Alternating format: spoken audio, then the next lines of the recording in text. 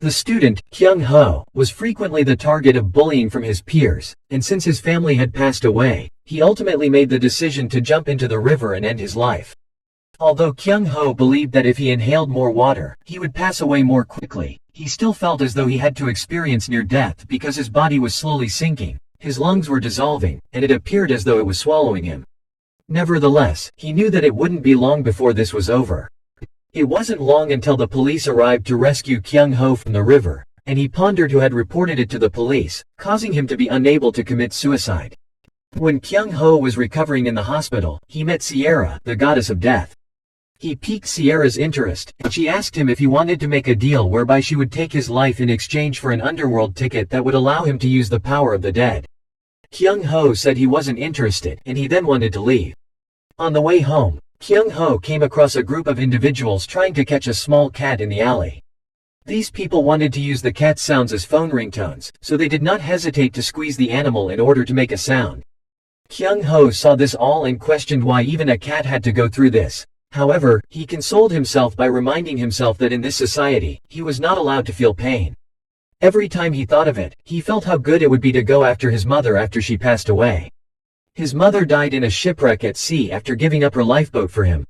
Finally, Kyung Ho made use of the power that the death had previously granted him. To Sierra's surprise, Kyung Ho decided to make a pact with her within a year, telling her to simply take everything from him and leave him for a year. The death wanted him to confirm what he had said earlier, but Kyung Ho insisted on his choice. Looking back, he realized that it wasn't a dream. As the female death told Kyung Ho he could wield Muhammad Ali's power, he felt like he was no longer himself and as if strength was coming out of him. Then Sierra showed Kyung Ho the gate of heaven. As he could see, the card Sierra was holding could open the gate and lend power. Sierra claimed that as long as Kyung Ho had the card, he could do so whenever and wherever he wanted. She also said that if he wanted to summon the person he wanted to be, it would be instantaneous. This meant that only Kyung Ho would have power, and the power was only valid for an hour. As there was now only one card left on Sierra's body, she made a promise to Kyung Ho to give him another 100 when she went to the afterlife. Sierra also gave Kyung Ho a necklace that would glow when he was close to his mother and required him to contact the child, who could see spirits when he was using the card. Before leaving, Death instructed him to look for Amethyst, who was not far from him. Kyung Ho reasoned that if Amethyst was near him, it would most likely be at school. As soon as he entered the classroom, all probing eyes were on Kyung Ho. Back at his seat, the desk and chair were all painted full of things, and the books were stained with a lot of dirty oil, but Kyung Ho held back. Another youngster named Lee Yun-seob brought a weapon and struck Kyung Ho in the back lightly. Kyung Ho fell to the ground, but he immediately pretended nothing had happened and asked foolishly what had happened, giving the others a chance to laugh. Kyung Ho told himself he couldn't use the power card until he saw Sierra again. Kyung Ho walked around looking for the person that the death had mentioned before. If that person was still in school, it would most likely take him a month to find that person. While hunting for that person, Kyung Ho ran across Lee Yun-seob again, and Yun-seob began to make a fuss with Kyung Ho. Lee Yun-seob wanted Kyung Ho to act out like he did in the morning. Kyung Ho watched them laugh and mused to himself that if there were any cards left, he would give them a bunch. Kyung Ho kept telling himself that he needed to find his mother in order to restrain himself from fighting them. Lee Yun-seob smacked Kyung Ho again, stating that it was his attitude that irritated him. Yun-seob stated that he looked at Kyung Ho with itchy eyes when he showed his attitude. Without blinking, Kyung Ho looked at Yun-seob. Yun-seob then asked if Kyung Ho wanted to be hit again. After asking the people behind him to hand him the taper, Yun-seob remarked that since he had never seen Kyung Ho cry before, he would make Kyung Ho cry today. Kyung Ho understood from what they said that the reason they had bullied him so far was because they were happy. Kyung Ho held the card in his palm, wondering what about his feelings, but then he opted to put the card inside. He had to endure. After seeing Kyung Ho cry, Lee Yun-seob sent him away, saying that was enough for today, and a guy on high requested that Kyung Ho bring the money with him the next time. Kyung Ho didn't care. He now needed to locate someone with the ability to see souls. However, that man noticed Kyung Ho's necklace and jumped down to steal it from his neck. He then laughed and demanded to know if Kyung Ho had any money. However, as the man looked closer, he realized it was nothing special. It was trash, so he didn't feel happy if Kyung Ho simply gave him the necklace. He instructed the people standing behind him to bring the discarded milk carton from the previous month. After that, without hesitation, he added a few more cigarettes and told Kyung Ho to drink quickly. However, Kyung Ho could only finish the entire carton due to the necklace and his mother. Nevertheless, Kyung Ho finished his drink. Yun Seob had no intention of returning the necklace and stomped on the ground, disfiguring it. As a result, Kyung Ho was no longer able to restrain himself and pulled out the card, tearing it. After gaining strength, Kyung Ho killed the person closest to him without the others being aware of what was happening. Kyung Ho then went to pick up the taper that was lying on the ground and held it in his hand. Trying to disregard everything they had done in favor of what was more important to him than punching them, Kyung Ho said he would kill them one by one. Lee Yun Seob asked Kyung Ho if that was enough punishment before giving the juniors the order to beat Kyung Ho. The juniors were not scared of dying and were instead laughing with each other. Unsure whether Kyung Ho would become dysphonic if they continued fighting, they laughed constantly, believing that if they did it correctly, they might even be doing Kyung Ho some good. Kyung Ho walked up to fight them first without waiting for them to start, using a man by the name of Yu Han as a shield. This caused the others to curse continuously, and Lee Yun Seob finally took action, vowing to kill Kyung Ho. Kyung Ho confronted Yun Seob, and much like the other times, Yun Seob was unable to strike Kyung Ho. After knocking them all to the ground, Kyung Ho stood up to warn them not to let money or bullying happen again and that if he saw them do it again, he would absolutely smash their ribs to pieces. As the other two girls in that group noticed Kyung Ho gazing over, they took off running. Kyung Ho pondered if this feeling was satisfying, given that he had punched them, but how could this feeling of satisfaction matter to him? Kyung Ho was now criticizing himself for not knowing how to restrain himself, while the girl who had been bullied by them earlier ran to get the ring. The girl thanked Kyung Ho, and she swiftly left due to the urgent work. Meanwhile, Lee Yun Seob saw the girl's amethyst stone ring, and a few days later, Kyung Ho encountered the Death Sierra again. She brought the 100 missing cards as promised and fixed the necklace for him. She came sooner than he expected, but he had to act quickly or it would be too late. Kyung Ho was so eager to get to the appointment with the person who had the amethyst ring that he dropped the passerby's ice cream. He quickly gave the girl the money to buy another ice cream, and after that, he hurried away. After he arrived at the shop they had scheduled earlier, he explained that he was looking for her because he wanted to see his late mother again. That girl claimed she could see the souls of the deceased and that if Kyung Ho really wanted to meet his mother, she would do everything she could to help him. She showed him the ring that had supernatural powers, and when she put that ring on, she could sense the presence of the spirit.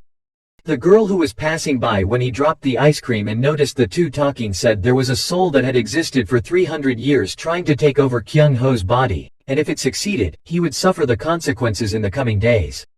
She explained that the ring had been passed down from generation to generation in her family, that she usually had to go to school during the day so she could see her clients at night, that she told Kyung Ho that because he was special, she would help him, and that she was looking at the shop talking nonsense since she heard that the chocolate and orange ice cream here was quite delicious. Kyung Ho stepped inside and asked the girl to wait a little while, but when he came out, the girl was being chased by another person. As a result of chasing these two, Kyung Ho once again ruined the girl's cat house, dropped ice cream, and even argued with her before continuing to pursue. Finally, Kyung Ho received a response from the other man that the girl couldn't see spirits and that the two of them had been tricked. However, Kyung Ho soon realized that the person he was seeking was the girl he dropped the ice cream on, and as he touched her, he discovered that the girl could see souls. The girl claimed she wasn't in a good mood, and if he just did it as a joke, she would get angry. Kyung Ho knew that it was because of what happened between the two of them earlier that she acted that way. Kyung Ho said he knew she could see spirits, but she scolded him, saying he was ridiculous, was he paranoid, and how could she see souls? People around her didn't stop talking about her after hearing these words. They didn't anticipate her being able to see spirits, which was why she always talked to someone. Some even chastised her for being insane, while others blamed her for the illness of that person's mother. At this time, Kyung Ho knew that she didn't want anyone to find out about this. He apologized to her for what he had said earlier during the argument, but he also had something to tell her. However, the girl cut him off and told him not to follow. People who appeared to be gypsies suddenly emerged on the road at this time, searching for the girl. She quickly found a place to hide and begged Kyung Ho to cover her till the others passed. Kyung Ho was confused as to why the others had left, but she was still hiding. There were a few youngsters running past them, screaming that they had seen ghosts, so Kyung Ho and the girl headed in that direction together. Kyung Ho touched the girl's hair to see how bad the ghost was, but he only saw an angry ghost.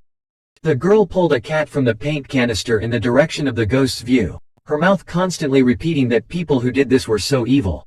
As Kyung Ho took a closer look, he realized it was the cat he had met the day before, and he dashed out to get some water to wash the paint off the cat.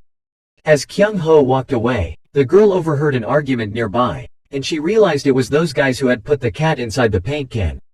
The girl ran to the men and demanded that they apologize immediately, and just as the men were ready to hit her, Kyung Ho arrived and stopped them.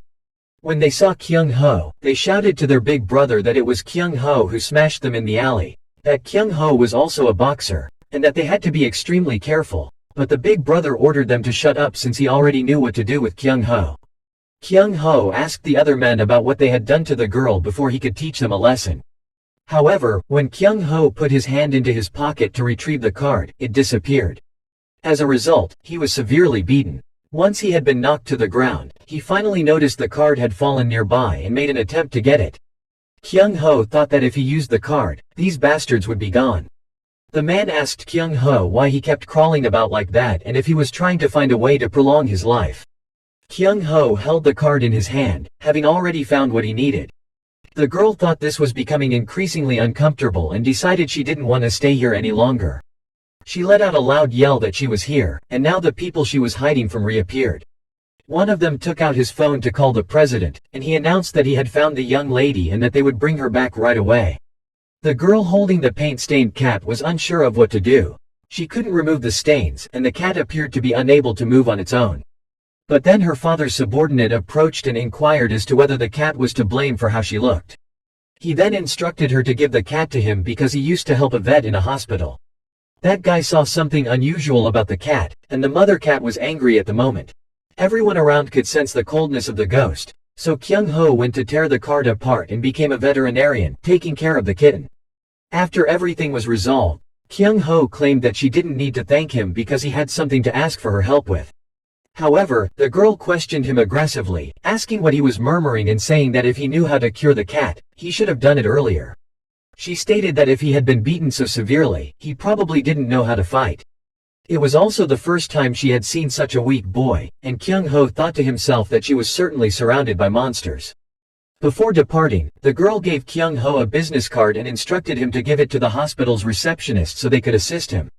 The girl introduced herself as Han Cha-yeon and promised to meet Kyung Ho again soon if she could. Sierra observed from above, sensing that things were starting to get interesting. Kyung Ho went to Han Cha-yeon's house that evening. He initially thought it was a mansion, and he had no idea that she was the Xi'an Group's owner's daughter. Kyung Ho overheard that the bodyguards wouldn't let Yeon leave the house easily, and they certainly would never let a stranger like him inside. In the end, Kyung Ho failed to meet Han Cha-yeon because there were too many bodyguards. Han Tae-yeon, Han Cha-yeon's father, was enraged and wanted to fire all of his bodyguards. He was so concerned about his bodyguards that he lost his appetite in his sleep.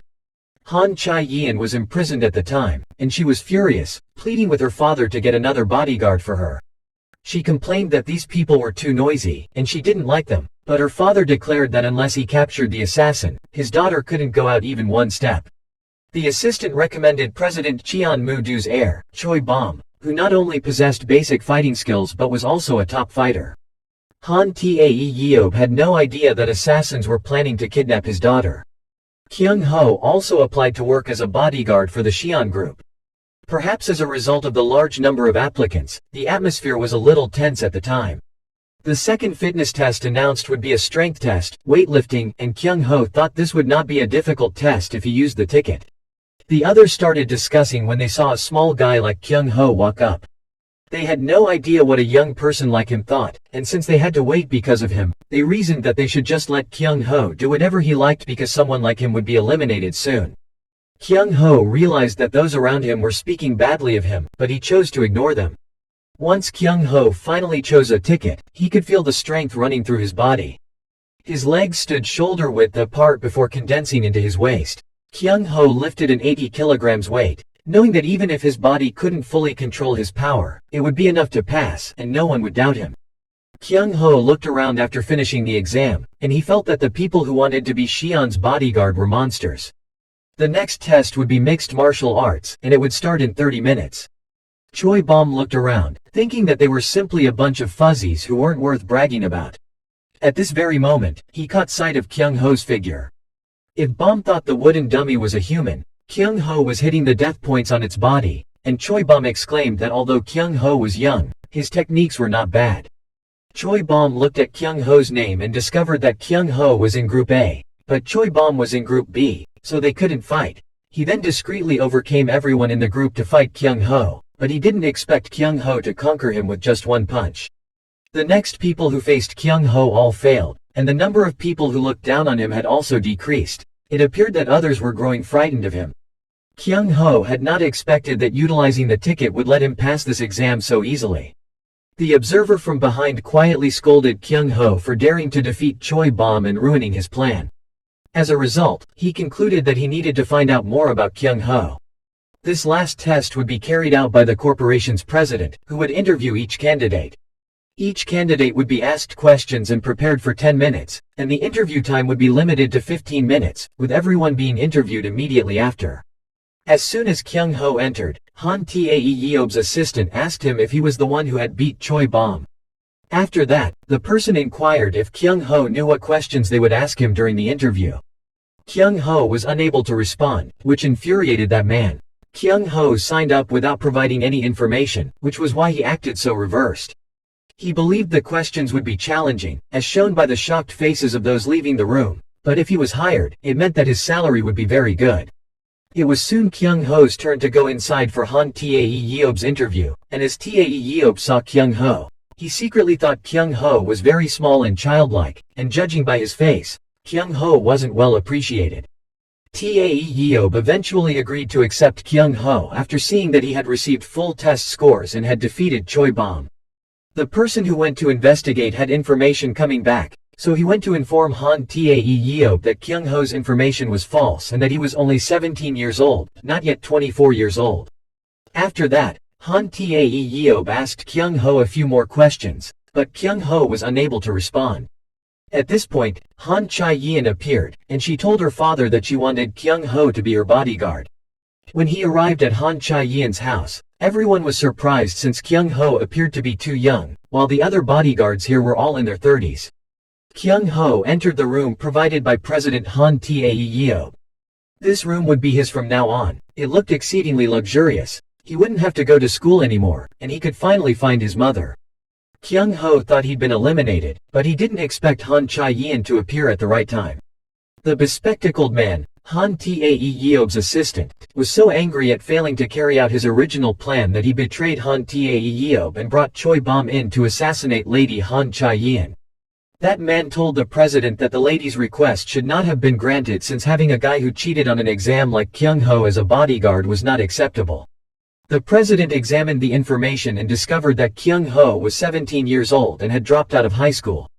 Except for his potential to overcome Choi Bom, there was nothing suspicious, and Kyung Ho was simply a normal boy, according to the president. When the assistant inquired about the president's acceptance of Kyung Ho, the president responded that Chae-yeon had been kidnapped twice and that there had been 27 other cases in which his daughter had followed strangers. The president knew that these kidnappers weren't ordinary people. They were highly sensitive and would flee with the smallest movement, making it difficult to capture them. Because Kyung Ho and Chae-yeon were the same age, no one would assume that he was a bodyguard. That same evening, the assistant called to inform the other party that the plan had failed. There were some circumstances beyond his expectations, so the hired assassin was defeated, but that was okay because he had already organized another team of assassins. In his spare time, Kyung Ho brought those tickets to play with, discovering that even when ripped without viewing the soul, the tickets could still be reattached and that no matter where the ticket was, he could naturally locate it. Han Chae-yeon stood in the room observed in the courtyard, puzzled as to why Kyung Ho was rambling around like a crazy person. She was depressed because she had been banned from going outside today, and now she had to sit and watch the crazy man. A lot of spirits would help her, but there was no way out. Han Chae-yeon came up with a plan to use Kyung Ho to go outside. She told her security guard, Lee Ji-sok, that she had a headache and wanted to go for a stroll. Kyung Ho was happy to see Han Chae-yeon again but was stopped by her bodyguards as she approached. Han Chae-yin went to stop the bodyguard and explained that Kyung Ho was her best friend 10 years ago. She then sobbed and hugged him, saying she hadn't seen him since kindergarten.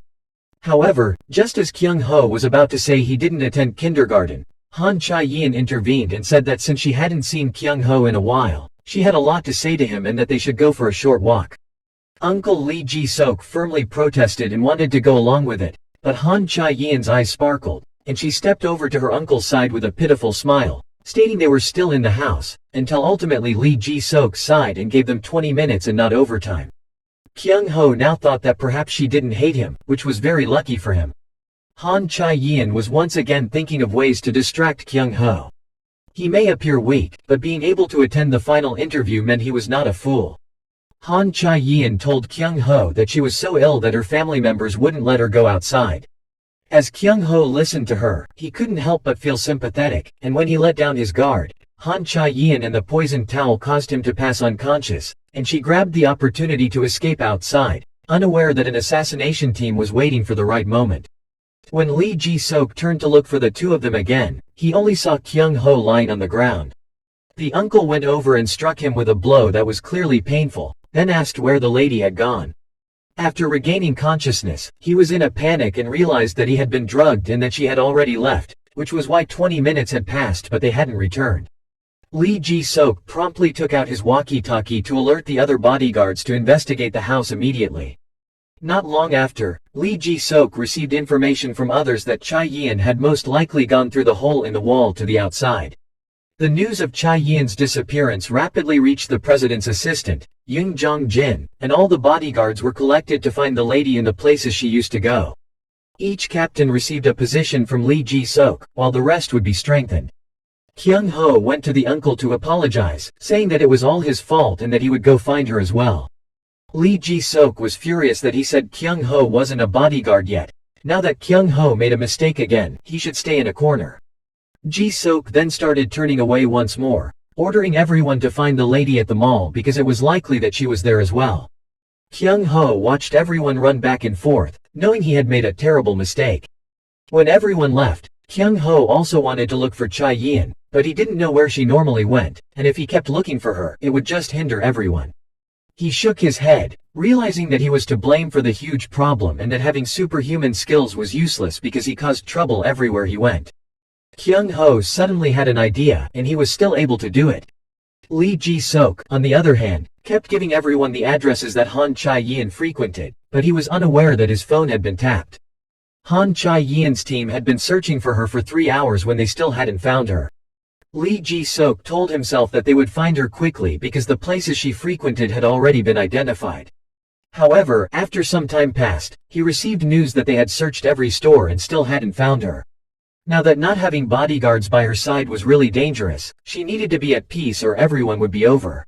Lee Ji-sok tried to calm down, only to discover her fast when an anonymous person sent a message to his phone with a photo, and from the photo, he could assume Han Chae-yin was at Sky Park. Kyung Ho, on the other hand, was having a great time right now. Just being able to find the list of activities was the quickest way right now. He could detect information from the bodyguards and assist in this way. Lee Ji-sok was curious who sent it, but he knew he would find out sooner or later, so he assembled everyone first. Lee Ji-sok contacted all the bodyguards to let them know that Chae-yin was currently at Sky Park. At the same time, the eavesdroppers were also aware of the location. Kyung Ho was examining the situation there via CCTV and swiftly realized that there were several people going after Han Chae-yin. Lee Ji-sok received a notification that all cars were stalled owing to road control, and Kyung Ho also heard this news, not expecting to be trapped in traffic at this moment. He was going to inform them that there were 2 men following Han Chae-yin right now, but Kyung Ho seized the card and decided to go there on his own. Lee Ji-sok was furious that there was a traffic jam at the moment because the park was only 7 kilometers away. Coincidentally, Lee Ji-sok's entire team was also stuck in traffic at the same time.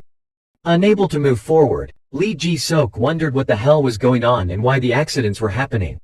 At this time, he received an anonymous message informing him that Han Chae-yin was in danger, and the photo of Han Chae-yin being followed by the other 2 was also given to the president's phone, so Han Tae-yeob ordered a quick check of all CCTV in that region. Kyung Ho observed them check the CCTV around. He knew they believed it now and captured those people. They immediately confirmed that the moment Han Chae-yeob was arrested, based on their present location, they were moving towards the mall. After receiving the news, Han Tae-yeob became enraged and attempted to leave with a stick, but the assistant standing next to him stopped him. At this point, their only option was to wait for news from the bodyguards. According to CCTV watchers, there was local congestion as a result of the accident, so Han Tae-yeob knocked on the table and told them to stop making excuses. The culprit was right in front of them, so stop making excuses and bring Chae-yeon straight back. There seemed to be no way, so Lee Ji-sok stepped out of the car and started to jog there. However, the person in the car stopped him since getting there also required a lot of time. They needed to find a solution right away. Lee Ji-sok thought the frequent accidents were too ridiculous, and the CCTV observer reported that the group was moving in the direction of Shane and Team 2 Captain Kang Yongman. Captain Kang Yongman quickly learned of the situation and pursued the group. They had just left the mall 10 minutes earlier, and he would notify everyone to chase them through CCTV. At this point, those people proceeded to touch the petrol to refuel the car. Kyung Ho followed them but waited outside to observe. The group was arguing about a guy in the car complaining about the mission. Staff at the station cautioned them not to smoke, but that guy was cruelly beaten.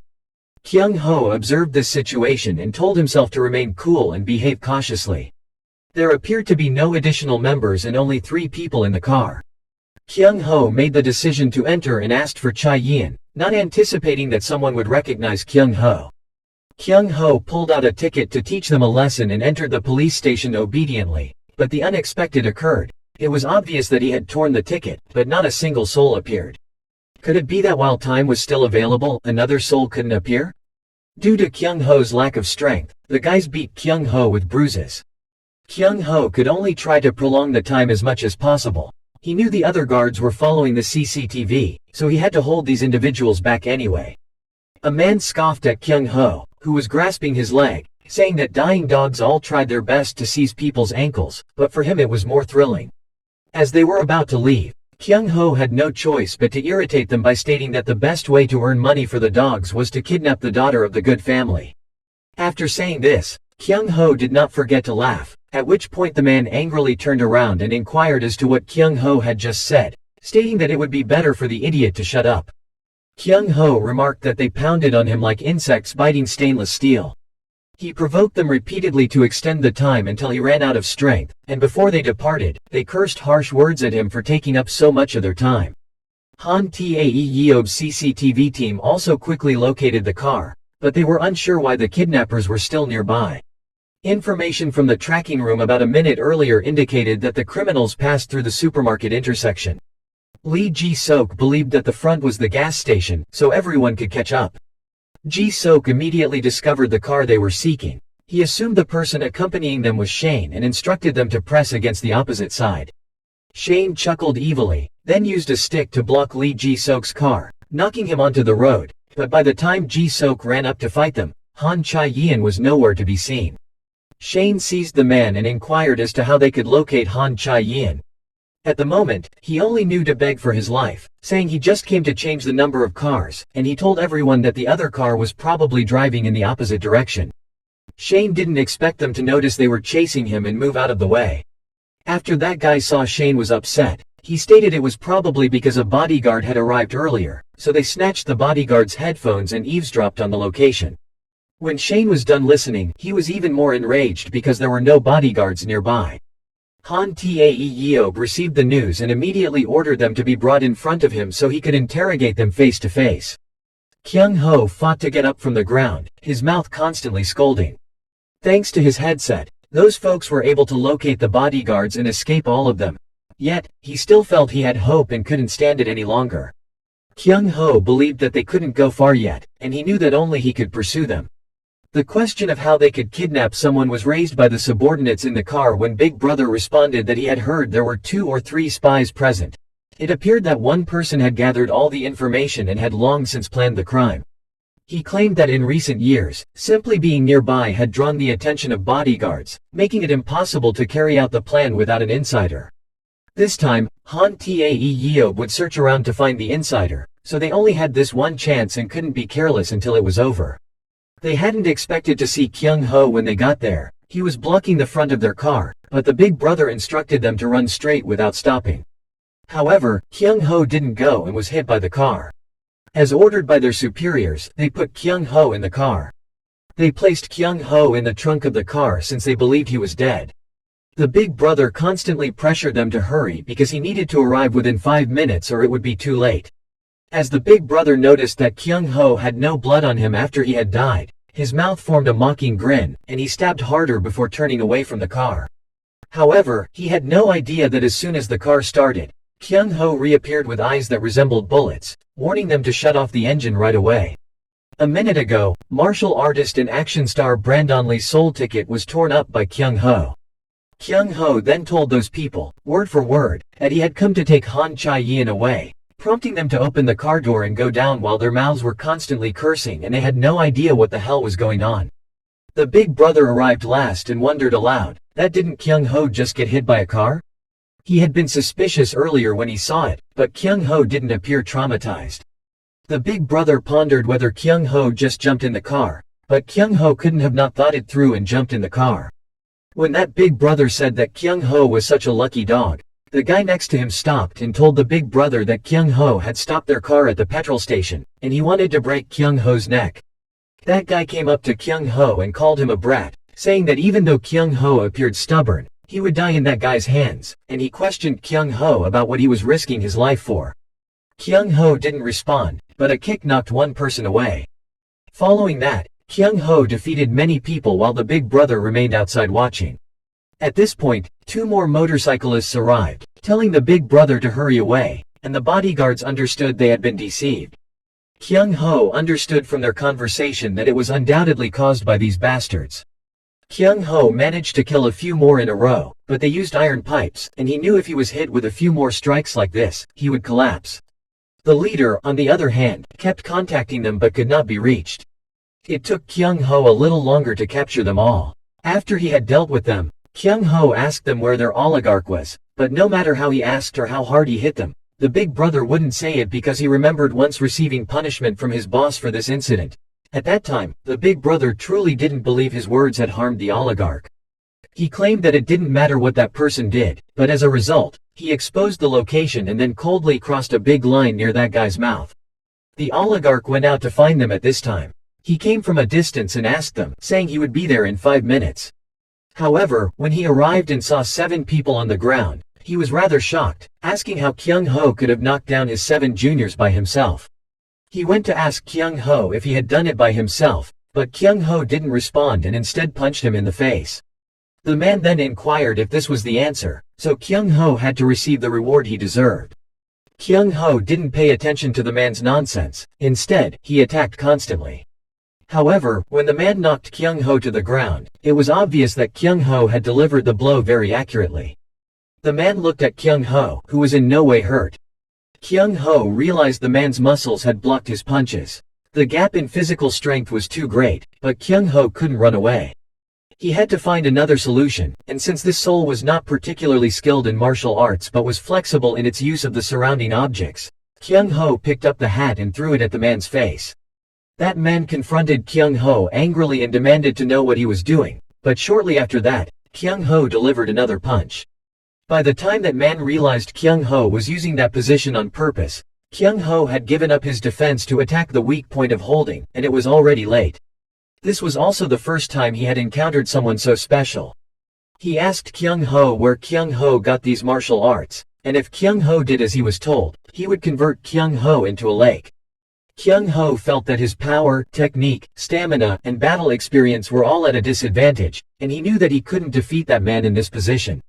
At the time, the man was holding Kyung Ho's shirt in one hand and answering the phone in the other. After Kyung Ho heard the man indicate the address, he snatched the man's phone, and as soon as he heard the location at the building site across from Building A, he broke the phone.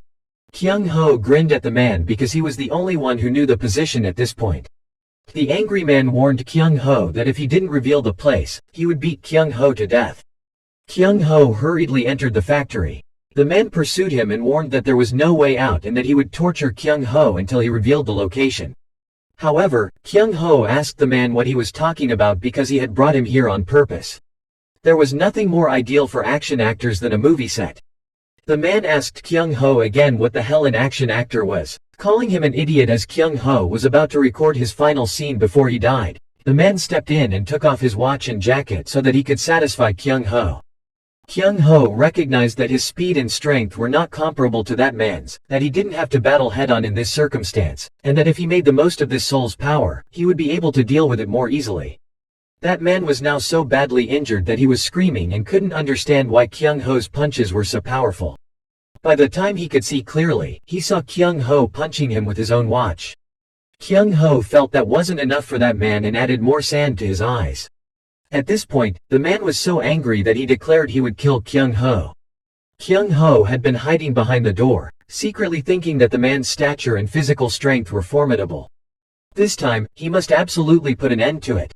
Kyung Ho used a heavy iron barrel, seizing the chance that the man wouldn't notice, covered that man's head, and it was over.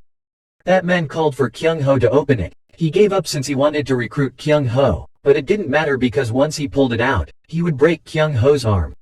Meanwhile, Kyung Ho was thinking that since basic blows couldn't compete with that man's stamina, he'd simply focus on hitting the weak point with continuous punches from now on. That man believed that this idiot was only hitting in one spot, so when Kyung Ho took a break, he tossed out the barrel, determined to shatter Kyung Ho's head at all costs. However, before he could act, Kyung Ho slammed the man to the ground, and in the end, the man lost. That man recalled the 21st National Judo Congress and Kang Jin-mok's 5 years of unbeaten judo competition. However, when he lost for the first time in front of thousands of spectators, the crowd acclaimed him because they had been looking forward to seeing this failed Kang Jin-mok for a long time. His opponent had applauded him for a spectacular wrestling fall, and he was almost in serious danger. At that point, he recognized he was not a judo player and that his desire was not success but rather the appearance of the loser lying on the ground. After recalling the incident once more, the man got up, grabbed Kyung Ho, and declared that he had caught the rat, Kyung Ho, and that he would help Kyung Ho stay on the floor forever. Kyung Ho claimed he only hit that man once, but he couldn't figure out why just one punch made him unable to stand. Sure, the muscles were so strained that they couldn't be used arbitrarily, but it was over when it came to striking his weakness anyway. Next was the location that the other guy mentioned over the phone. And this time Kyung Ho taught Han Tae-yeob's secretary a lesson. He asked that man why he kidnapped Han Chae-yeon. Kyung Ho was certain that he had met this man during an artist interview, and he threatened to punch him until he revealed all. Because of people like him, Chae-yeon was unable to go outside. Damn, it was because Kyung Ho beat that secretary so hard that he collapsed, making Kyung Ho unable to ask any further questions. Looking at the people lying on the ground, Kyung Ho decided to leave the ladder to the bodyguards. However, he abruptly stopped, and nobody would believe that he had managed to defeat 9 kidnappers by himself. Since it was impossible to ignore the situation without bringing up the ticket, and it would only get worse if people were aware of it, Kyung Ho sent Lee Ji-seok pictures of the robbers and let him know that Han Chae-yeon was safe. Ji-seok had no idea who this person was or how he knew everything. Han Chae-yeon awoke on Kyung Ho's back and wondered if someone was carrying her, but she was certain that she had been captured by the kidnappers. It wasn't until now that she realized why her father had protected her so firmly even though nothing had happened. Earlier, she had poked the bodyguards for their ignorance. Han Chae-yeon considered it and felt terribly ashamed, not knowing how to look at everyone's expressions, so she decided to pretend to faint till she went home, not leaving the house for a week, and she had to let it go without a fuss. Kyung Ho opened his mouth to ask Chae-yeon if she realized how hard he and the bodyguards had worked to get her back, but this time it was his fault. He wanted her to defend him before the president and everyone else. He also promised to keep her safe from her stalkers when she left the house and would catch them all. However, in exchange, he had a demand. He wanted to see his mother's soul. Han Tae-yeob, upon hearing that his bodyguards had captured the bastards, directed that they be brought here. The bastard's real name was Jung Jong-jin, and he may have changed his name and come here to work. With a stick in his hand and ready to beat the man, the president was about to do so when other guards intervened because so many people were staring at them.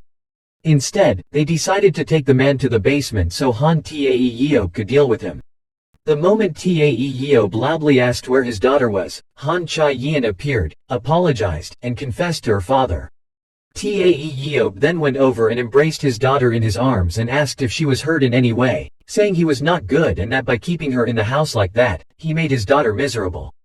Han Chai-yin finally understood everything and promised to listen to her father. Codename Black Mamba now brought the phone to alert them that their spy had been captured. Codename Anna reprimanded that spy for being a waste. Even though the espionage plan was so well prepared, that spy nevertheless was caught. Anna said that she had to notify their boss first and that the other snakes were also acting, so they had to pay attention. When Black Mamba inquired if there were other snakes than them, Anna replied that this was on a much greater scale than he had thought.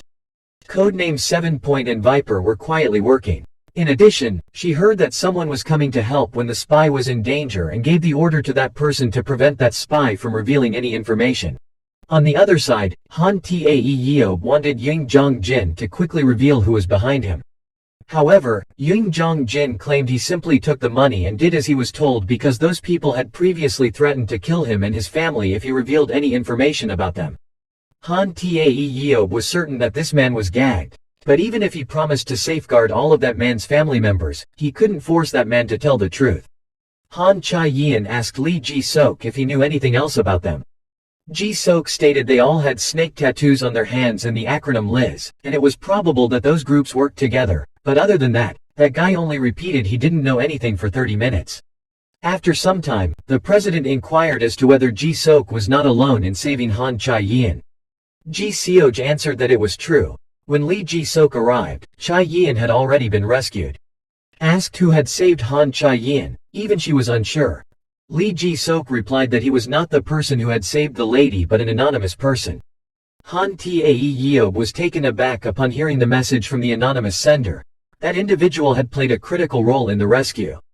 Kyung Ho returned to the house to bandage his wound, but he was always under scrutiny from everyone. They said it was because of Kyung Ho that they had to work on their day off, and more than 10 people were sent to find the lady. They constantly criticized Kyung Ho, as he was only a recently hired bodyguard but had tormented many people. Kyung Ho proceeded to bow and apologize to them, but they questioned why he had to. He looked like a crazy person who had fallen from the sky, so they turned away and continued to speak ill of Kyung Ho, who would certainly be thrashed by the captain. Kang Yongman appeared and urged Kyung Ho to say goodbye to everyone before departing. Because Kyung Ho had caused the commotion, Yongman couldn't conceal it for Kyung Ho. The president called to meet Kyung Ho, so he thought about what he could do to prevent the ticket from being found out. Han Tae Yeob asked Kyung Ho if he knew why he was summoned and if he had fulfilled his role as a bodyguard. Kyung Ho was aware of his mistake and was willing to accept the punishment, but he misunderstood what the chairman meant when he asked Kyung Ho to come here to thank him for saving his daughter, as Han Chai-yin had told him. The president granted Kyung Ho a wish to ask whatever he liked, so Kyung Ho demanded that he and Chai-yin go to school. Han Chai-yin was driven to school by Lee Ji-sok. He could only take her there and would pick her up after school. Ji-sok then turned to Kyung Ho. He didn't understand why the president had given the ladies protection to Kyung Ho, but he vowed to break Kyung Ho's neck if Kyung Ho put Han Chai-yin in danger. Watching the shadow of the two leave, Lee Jo-sok began to think again, but he still didn't understand why the president had assigned the responsibility of protecting the young girl to Kyung Ho alone. But if Kyung Ho was that anonymous person in return, Ji-sok could rest assured.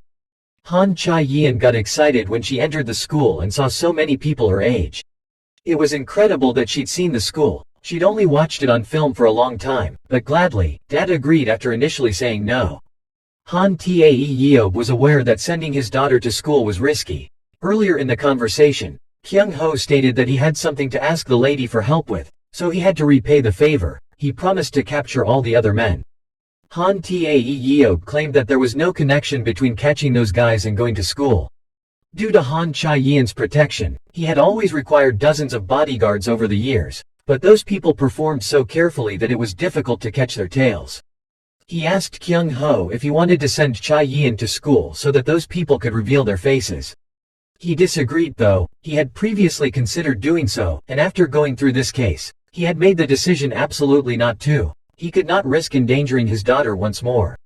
Kyung Ho vowed that it would not happen again, saying that he would infiltrate their inner circle and that they could not guarantee the safety of the lady in the house. Kyung Ho inquired as to whether the president intended to imprison his daughter for life, and in the end, Kyung Ho decided to give his life in order to save her.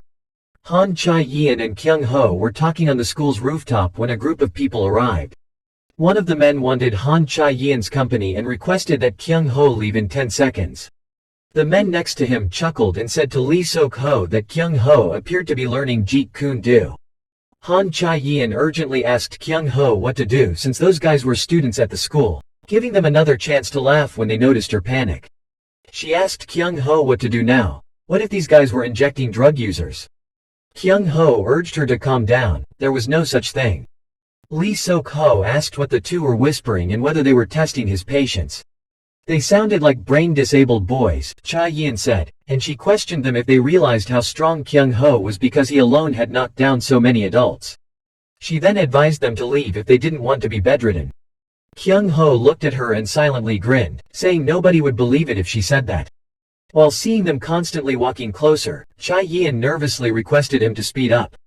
Kyung Ho was busy thinking about how wasteful it would be to spend the ticket with these youngsters. That 1 minute of indecision cost Kyung Ho the opportunity to rip up the ticket, and they began attacking. They were too strong for Kyung Ho to escape. They were stronger than he expected. The student president, Park Yun-so, entered at this time and informed them that the teacher's office was now discussing expulsion. As a result, Lee Sok-ho's guys ran away instantly. Before leaving, Lee Sok-ho advised them that transfer students shouldn't roll their eyes like that and threatened to kill them the next time. Park Yun-soo urged the two into the classroom after seeing those people leave. It didn't end there, as Lee Sok-ho continued to pick a fight with the two of them and wanted to play a football match, which surprised everyone when they heard about the new student and him competing. Before entering the courtyard, Sok-ho stated that even if he were hurt in this place, it would not be a battle. Kyung Ho heard that guy say this and retorted that he needed to make good use of it because he had played a lot of football since he was a young boy and only needed to trust the two forwards in front. One person approached Kyung Ho and told him that they were so mad at those bastards and that if he got the ball, he should pass it to them. The team's strikers, as well as their shoes, indicated that they had played football, so Kyung Ho believed that it wouldn't be a big deal to simply pass the ball to the two guys in front. The people sitting outside were continually talking, and every time Kyung Ho got the ball, he was robbed by those people. Indeed, the person who was going to play professionally was different. Less than a minute before Lee Sok-ho scored, Han Chae-yeon waited outside anxiously, her mouth constantly yelling that Kyung Ho must win. Kyung Ho's teammates encouraged him not to worry too much. They would absolutely win, but the result of the match was the same after that. Others stated it wasn't worth seeing since there were so many winners, much like a soccer game for kids and adults. It had just been 20 minutes and they'd scored 7 goals, and Kyung Ho couldn't do anything.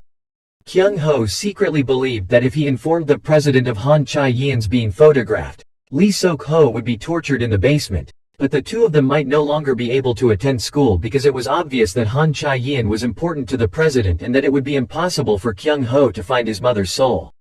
Kyung Ho began again, wanting to destroy them because otherwise, the score would not stop here and there would be no result. This time, Kyung Ho discovered that his partner was also Lee Sok-ho's junior, and the fact was that he was fighting alone against 11 people. Kyung Ho used the excuse of going outside for a drink to tear up the ticket. He couldn't lose to these folks here. After the game started for 30 minutes, the first half scores were now 8-0, but when the second half started, Kyung Ho managed to score 6 goals in just 15 minutes. Again, in the eyes of the students, it was like watching children play football with adults. The level of skill was just too different, even though the opponent was about to play professionally. Some even assumed that Kyung Ho was the secret camera because they had seen videos on YouTube of professional players playing against ordinary people. Han Chae-yeon was shocked at this point, not only by the result of the match but also by the identity of the soul hiding behind Kyung Ho.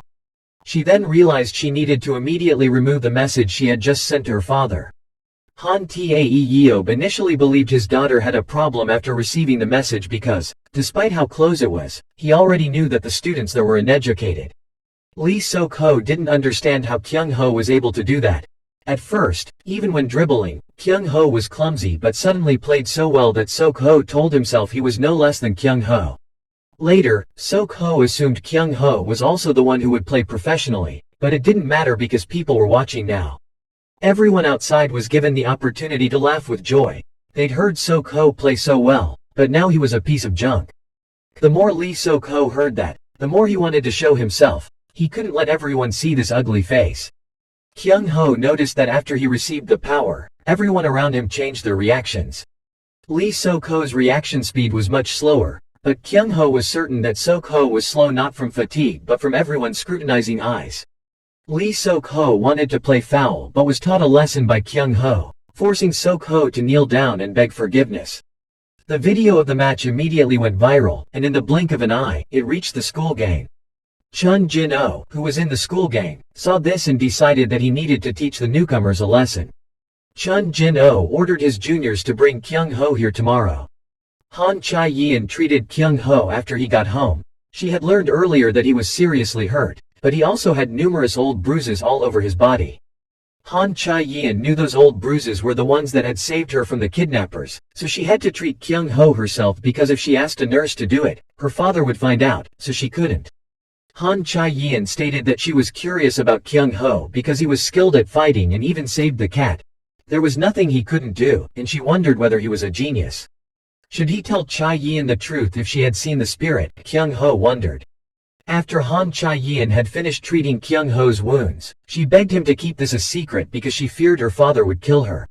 Kyung Ho answered, of course, that he had to keep it a secret because so many people were following them. As the two were chatting, Han Tae-yeob approached the door and wanted to enter. Han Chae-yeon quickly found a place for Kyung Ho to hide. When her father entered, he told her that he had heard something earlier.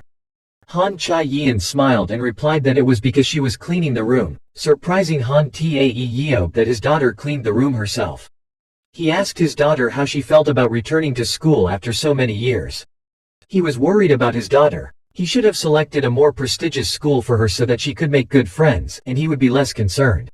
Han Chae-yeon told him that this school was also great. She was aware that her father was nervous about her safety, so he let her study near home. Her father reminded her that, aside from going to school, she was not allowed to go outside. Due to the large number of followers, Kyung Ho and she were unable to sneak outside, so the two of them came up with a plan to dress up and go to the infirmary. Not expecting to face the god of death again, Kyung Ho asked the god of death why she was here. After hearing the death say she had something to say, Kyung Ho took Han Chae-yeon outdoors. Kyung Ho turned to ask Sierra what she was doing here and whether it was okay if everyone saw her, and if everyone knew she was a deity of death, a problem would surely happen. Sierra responded to Kyung Ho's questions by saying that she was extremely nervous, that she had been busy recently, so she could just give him a ticket and not be there, and that if Kyung Ho had any questions today, he should ask her. Kyung Ho wanted to tell Han Chae-yeon about the ticket, so he questioned Sierra about it. Sierra told him it was okay to reveal the ticket because doing so would make things even more exciting.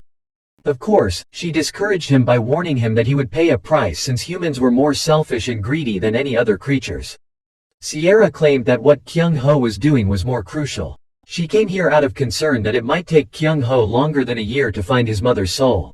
Speaking about spirits was taboo, so Sierra didn't know if his mother's soul was still on this world, but she promised to find out more about things related to his mother. Kyung Ho thanked her and inquired as to why she was helping him so much. Sierra replied quietly that he would know later. Fortunately, Sierra had stated that she would assist Kyung Ho in finding his mother's soul. Now that he knew where his mother appeared, he would go there. In contrast, Han Chae-yeon hated Sierra so much. She claimed that Sierra only came to work as a nurse because she wanted to seduce youngsters. The two were still walking when they came across some young men making fun of a girl. Han Chae-yeon yelled at Kyung Ho to hurry up and teach the boys a lesson, but Kyung Ho didn't want to get involved in such unimportant matters. But before he could do anything, Chae-yeon stormed in. Kyung Ho discovered something unique during this fight. He was able to use the martial arts he used to use without a ticket. He tried hitting them a few more times, and he really could. Kyung Ho wasn't sure why he was suddenly able to use those kinds of martial arts skills, as he hadn't even thought about fighting the bearheads. He guessed that this was probably his body's natural reaction and that he now truly had the power. Kyung Ho wanted to prove it by hitting a few more individuals. He recalled most of the techniques he had employed, even though his power had obviously decreased. Kyung Ho calmly stood there and ordered the others to go up at the same time. These guys were too weak for him, so he just tried with them for a while, but this was enough to win the fight. Han Chae-yeon came to applaud Kyung Ho and confirm that he was indeed her bodyguard. Han Chae-yeon said it would have been better if he had wiped them out earlier. One of the men Kyung Ho had defeated got up and warned him not to be arrogant or think he could beat them. There were many men looking for him, and if those monsters caught him, he would undoubtedly die. Kyung Ho was surprised as he heard that they wanted to find him. He wondered whether it was because of yesterday's match. That guy grinned and warned Kyung Ho not to assume it was a normal fight because they were all monsters. After Han Chae-yin learned about this, she was terrified to ask Kyung Ho what to do. The other man chuckled and claimed that he just knew that and that Kyung Ho was also a monster. That guy even patiently talked about each monster in turn for the two of them. The last individual, Chun Jin-oh, was also the strongest. As soon as that guy concluded, Jin-oh arrived just in time, and Chun Jin-oh went on to say that he came here to see off a new transfer student. Kyung Ho was a quiet person who had little interest in sports or competence, so the kidnappers had always kept an eye on him. Being scorned once would become their target for a long time. Thugs used to be Kyung Ho's nightmare at school, but now the situation was different. The person who had previously been defeated by Kyung Ho lay on the ground, thinking as if a new student like Kyung Ho was not frightened of Chun Jin-oh. Jeet Kune-do attacked with the right fist. There was no preparation. Attack and defense were carried out simultaneously. The last punch was quicker than the first, which was how it felt to transform into Bruce. But Kyung Ho didn't anticipate Lee Sok-ho to launch a counterattack in the space of a blink of an eye, as if he had been struck by a rock. The man on the ground believed it was hard to stop Chun Jin-oh. Kyung Ho reassured himself that he had nothing to worry about as this jerk was not strong.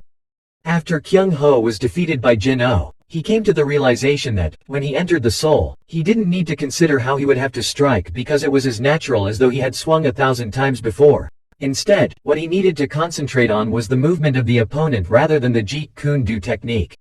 Chun Jin-oh glared at Kyung Ho with hatred, believing Kyung Ho didn't realize there was a power difference, and then used his strength to defeat Kyung Ho. Kyung Ho didn't expect his strength to be so different. He assumed there would be a victory without using the ticket. Chun Jin-oh began scolding Kyung Ho for being an asshole who tried to show off but didn't even have fundamental skills. In this combat, Kyung Ho lost badly. When Kyung Ho came back, he questioned whether he was a worthless person for not using a ticket, but he couldn't allow that to happen now because he still had the feeling of the ticket. He needed to learn just one more thing, and the remaining feeling was more than enough. After arriving at school the following morning, Kyung Ho went to the infirmary. When Han Chae-yin heard that he had gone there, she became enraged, claiming that the woman in the infirmary was not at all trustworthy. Kyung Ho decided that he couldn't let Han Chae-yin come here anyway because he had to keep all the details about this god of death a secret. Sierra stared at Kyung Ho's bruised face and questioned him about why he was beaten every few days without using a ticket. Kyung Ho replied that, after all, the ticket was not multi-purpose. Kyung Ho came here today to ask about his mother's soul, and Sierra told him he might meet it if he went to a nearby piano school, but that because it had turned evil, she was unable to help him. When Kyung Ho heard those words, he secretly believed that a demon connected to his mother's soul was present. When Kyung Ho and Han Chae-yin returned, they encountered an evil spirit. Han Chae-yin hadn't anticipated that such a cunning evil spirit would be present inside the piano academy. The information about the devil was in the newspaper the two had picked up. Student Lee Hee-yin committed suicide by jumping off the roof of this academy, passing away in the midst of everyone's grief without anyone knowing why.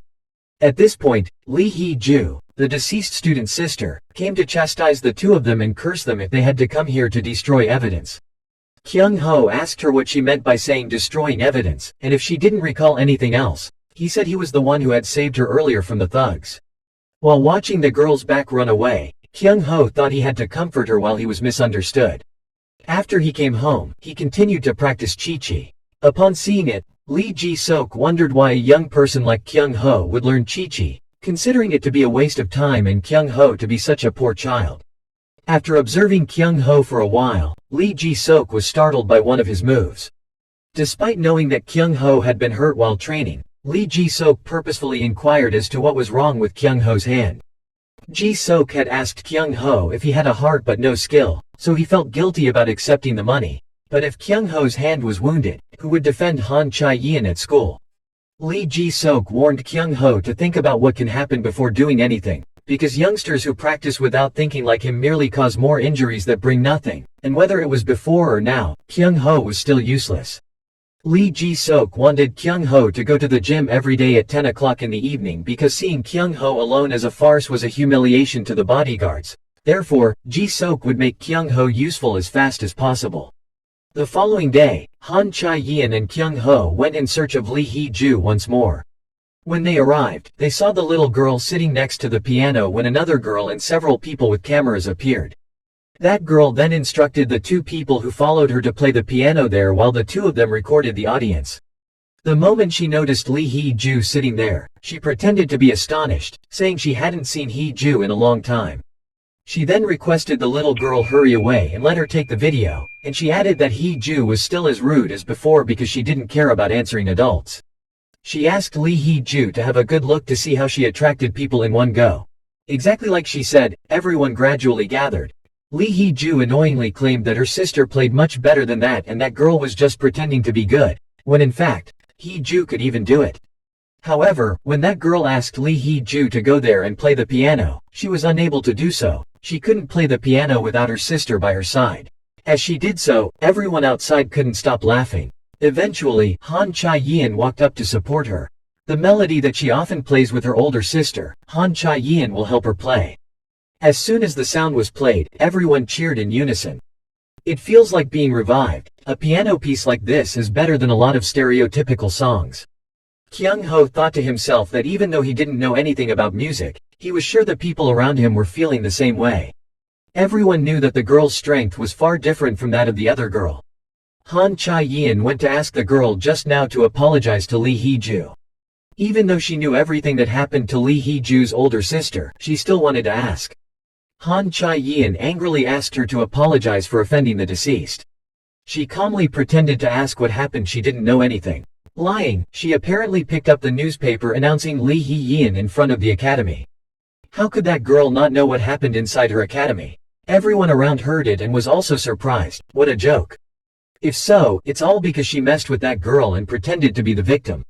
A few angry people began to curse. It was too disgusting. Just now, what did she say about humanity? What capacity? It turns out that if you're not mean, you're also empty-headed. These words made the other girl blush and quickly leave. After everyone left, Kyung Ho asked Lee Hee-ju about her older sister. She said that her sister is very good at the piano, so she wants to learn from her sister. Every day she will sit next to her to teach her, but the time to practice together is decreasing. Lee Hee-yeon began to dress revealingly and interact with the delinquents. Just like that, suddenly Lee Hee-yeon had strange expressions. A week later, her sister jumped from the building. The police also investigated those bastards, but due to no evidence the investigation ended. After hearing the story, Kyung Ho went to look for the Lee Sok-ho girls at school. As soon as he saw you coming, he sent someone to call a few more people to calculate the story just now. Kyung Ho asked them why they called people, then the better he would ask them all at once. Without waiting for people to arrive, they rushed to attack Kyung Ho. Pointing to the attack Kyung Ho had defeated on himself. Even if it was just a little, it was certainly the captain Lee Ji-sok who helped him. He had only trained him so much, but when he faced these high school students, he really felt the difference. He recalled the words that Lee Ji-sok had taught him. Basic techniques are the most important thing in martial arts, only having it can continue. So do not use Muhammad Ali's moves, tactics, and techniques that he himself has not mastered. Although not perfect, this technique should not be thought of as borrowing the power of spirits. When possessed, all reflexes, strength, speed and ability are pushed to the highest level. Therefore, Kyung Ho can blow away the opponent despite the difference in level. But now, his senses and combat experience were lacking, and he always had to think of himself as a high school student. Kyung Ho is following Lee Ji-yeon's instructions to wait for the opportunity to counterattack. Sure enough, these guys only know how to do colors, so when they're scared, they're done. This is also the best opportunity to test how far he has improved. At this time, Park Yun-soo appeared to help Kyung Ho escape from those people. The two discovered that they were both investigating Lee Hee-yeon's case. Park Yun-soo told him that if he had anything to ask about Lee Hee-yeon, just meet him at school. On the way back home, Kyung Ho and Han Chae-yeon meet the codename Viper again. He is also the guy who went around Han Chae-yeon's house and was caught by Lee Ji-sok and injured him. A monstrous human being wrapped around his hands. Kyung Ho quickly notices the tattoo on his arm, which is a tattoo that all bodyguards must remember. Han Tae-yeop said it was very likely that the tattoo was their symbol, and anyone who saw this tattoo should report it to him quickly.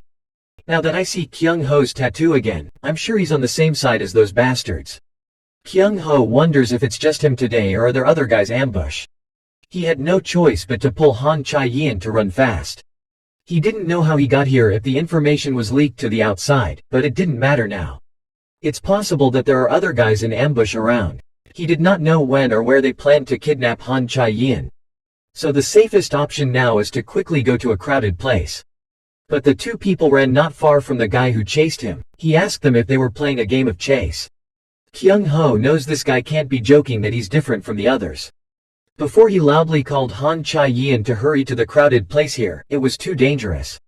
She didn't listen to what Kyung Ho said, but sprayed pepper spray in his eyes. He angrily said that it would be better to run away, a young lady of a tycoon, to be so stupid. Kyung Ho went up thanks to that, and you realize that he has many loopholes. He took the opportunity that he was still negligently attacking his stomach for Han Chae-yin to run away. Even so, he was not angry, but laughed and said that you were interesting. Kyung Ho now needs to determine how many of them there are. Moreover, as long as Han Chae-yin can escape alone, he is relieved. On the other side, Lee Ji-yin is still thinking about this guy. Although his hands are tied, his flexibility and reaction speed are on another level. Not only that, but the most worrying thing is that he learns martial arts to kill people. At this point, he was beaten to the ground by Kyung Ho. He wanted him to tell him before he got hit. He is an extremely bloodthirsty person. He is the one who made a grudge with the mafia abroad. But one thing is for sure, his ability can kill that mafia alone with the nickname Viper. In particular, he does not need any other compensation, other than enjoying the fear of his opponent. Viper's ability is enough for him to infiltrate the mafia headquarters and kill the leader by himself. Now Viper didn't expect him to be defeated by a kid with just one punch. He was wondering if his ability was better than that of the school captain. This can't be ridiculous when this kid is just a bodyguard. No matter how good Kyung Ho is at fighting, according to him, he can't be better than the captain. Viper decided not to despise the enemy anymore, as long as he didn't get killed. But again he was beaten mercilessly by Kyung Ho. Viper discovers that Kyung Ho is a non-trivial person, different from the captain. Speed, technique all are top-notch that a student can't have. It had been a long time since he had this feeling, meeting such a great person. Just like he had experienced dozens of battles, could this be the ability of a child gifted by a god? Kyung Ho now feels something strange. He must quickly destroy this guy and eliminate the consequences later. Strangely, no matter how many times he was beaten, he still kept the smile on his face. Kyung Ho couldn't help but ask him why he was smiling like that, if he had called in more teammates. Again he smiled and replied that he was not, because he was very interesting. After fighting for a while, Viper decided to untie the chains that bound his hands. Kyung Ho couldn't believe his eyes. He was able to open the chain by himself with strength. Viper says now he starts playing for real. Kyung Ho discovered that after being attacked, his speed did not slow down at all. Breaking the chain, each movement combines together more naturally than before, and the speed is also different from before. Viper kept saying interesting, first time he met such an interesting kid. Although he has faced many people, Kyung Ho's whole body exudes a different look.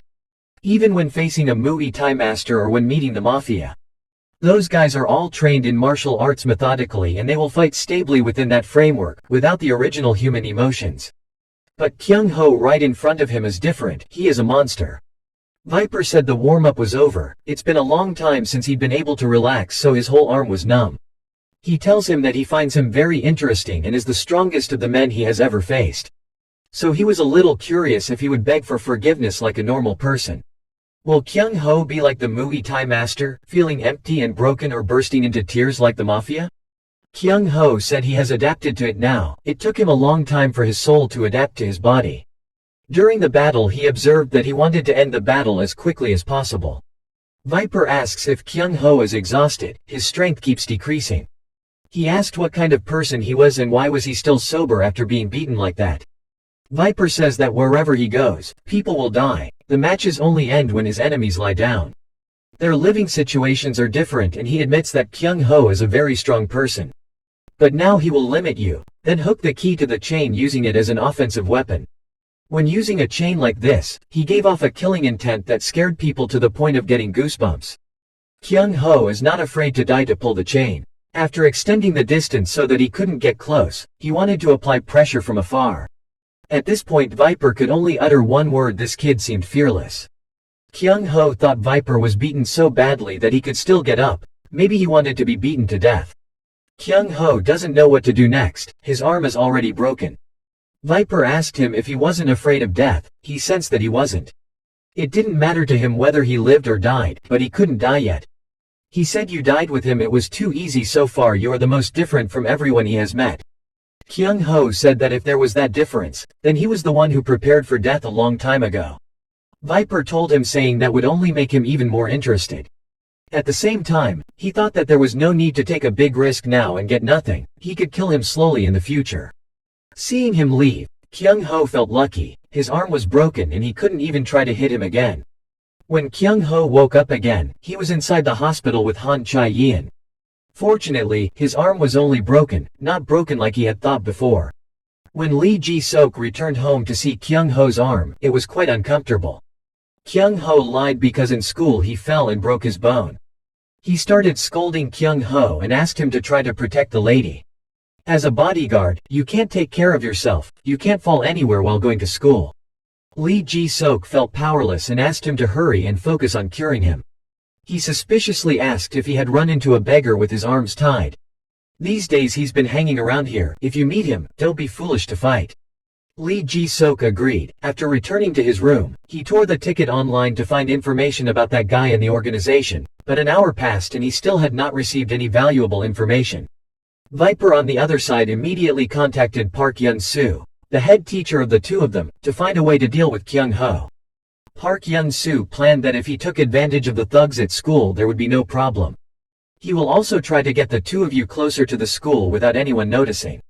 It all revolved around money, he realized years ago. After his parents died, the inheritance of 100 million won was too big for him, and it was also difficult to say that wealth was not important.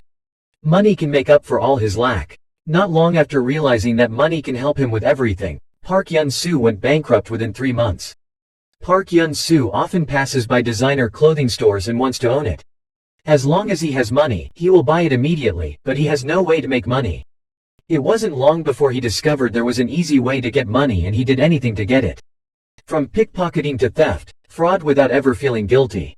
The important thing for him is to be able to return to his previous life. In a coincidence, Park Yun-soo met Lee Hee-yeon, the school's famous person. Park Yun-soo took advantage of her to earn a lot of money from others. Back in the present, he is planning to help Viper kidnap Han Chae-yeon. He tasked another thug to separate Kyung Ho from Han Chae-yeon. But absolutely can't let anyone see, he will cancel the entire contract if someone sees with the other person. In order not to be discovered by anyone, they decided to wear masks. A week later, Park Yun-soo sent a text message to Kyung Ho. The content of the message was that he had finished his investigation of Lee Hee-yeon, but there were still a few things he needed to confirm. Immediately after receiving the message, both Kyung Ho and Han Chae-yeon escaped from school to find him, accompanied by Lee Hee-ju, Lee Hee-yeon's younger sister. Han Chae-yeon feels lucky that thanks to the president, they were able to solve the accident. Lee Hee-yeon was sure that she had something to do with gangsters. The little girl said she would find them all and do as they did. Park Yun-soo looked at the two talking and told them not to get too excited.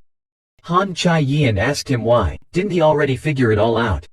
It's almost as if the evidence and witnesses are there for him to confirm.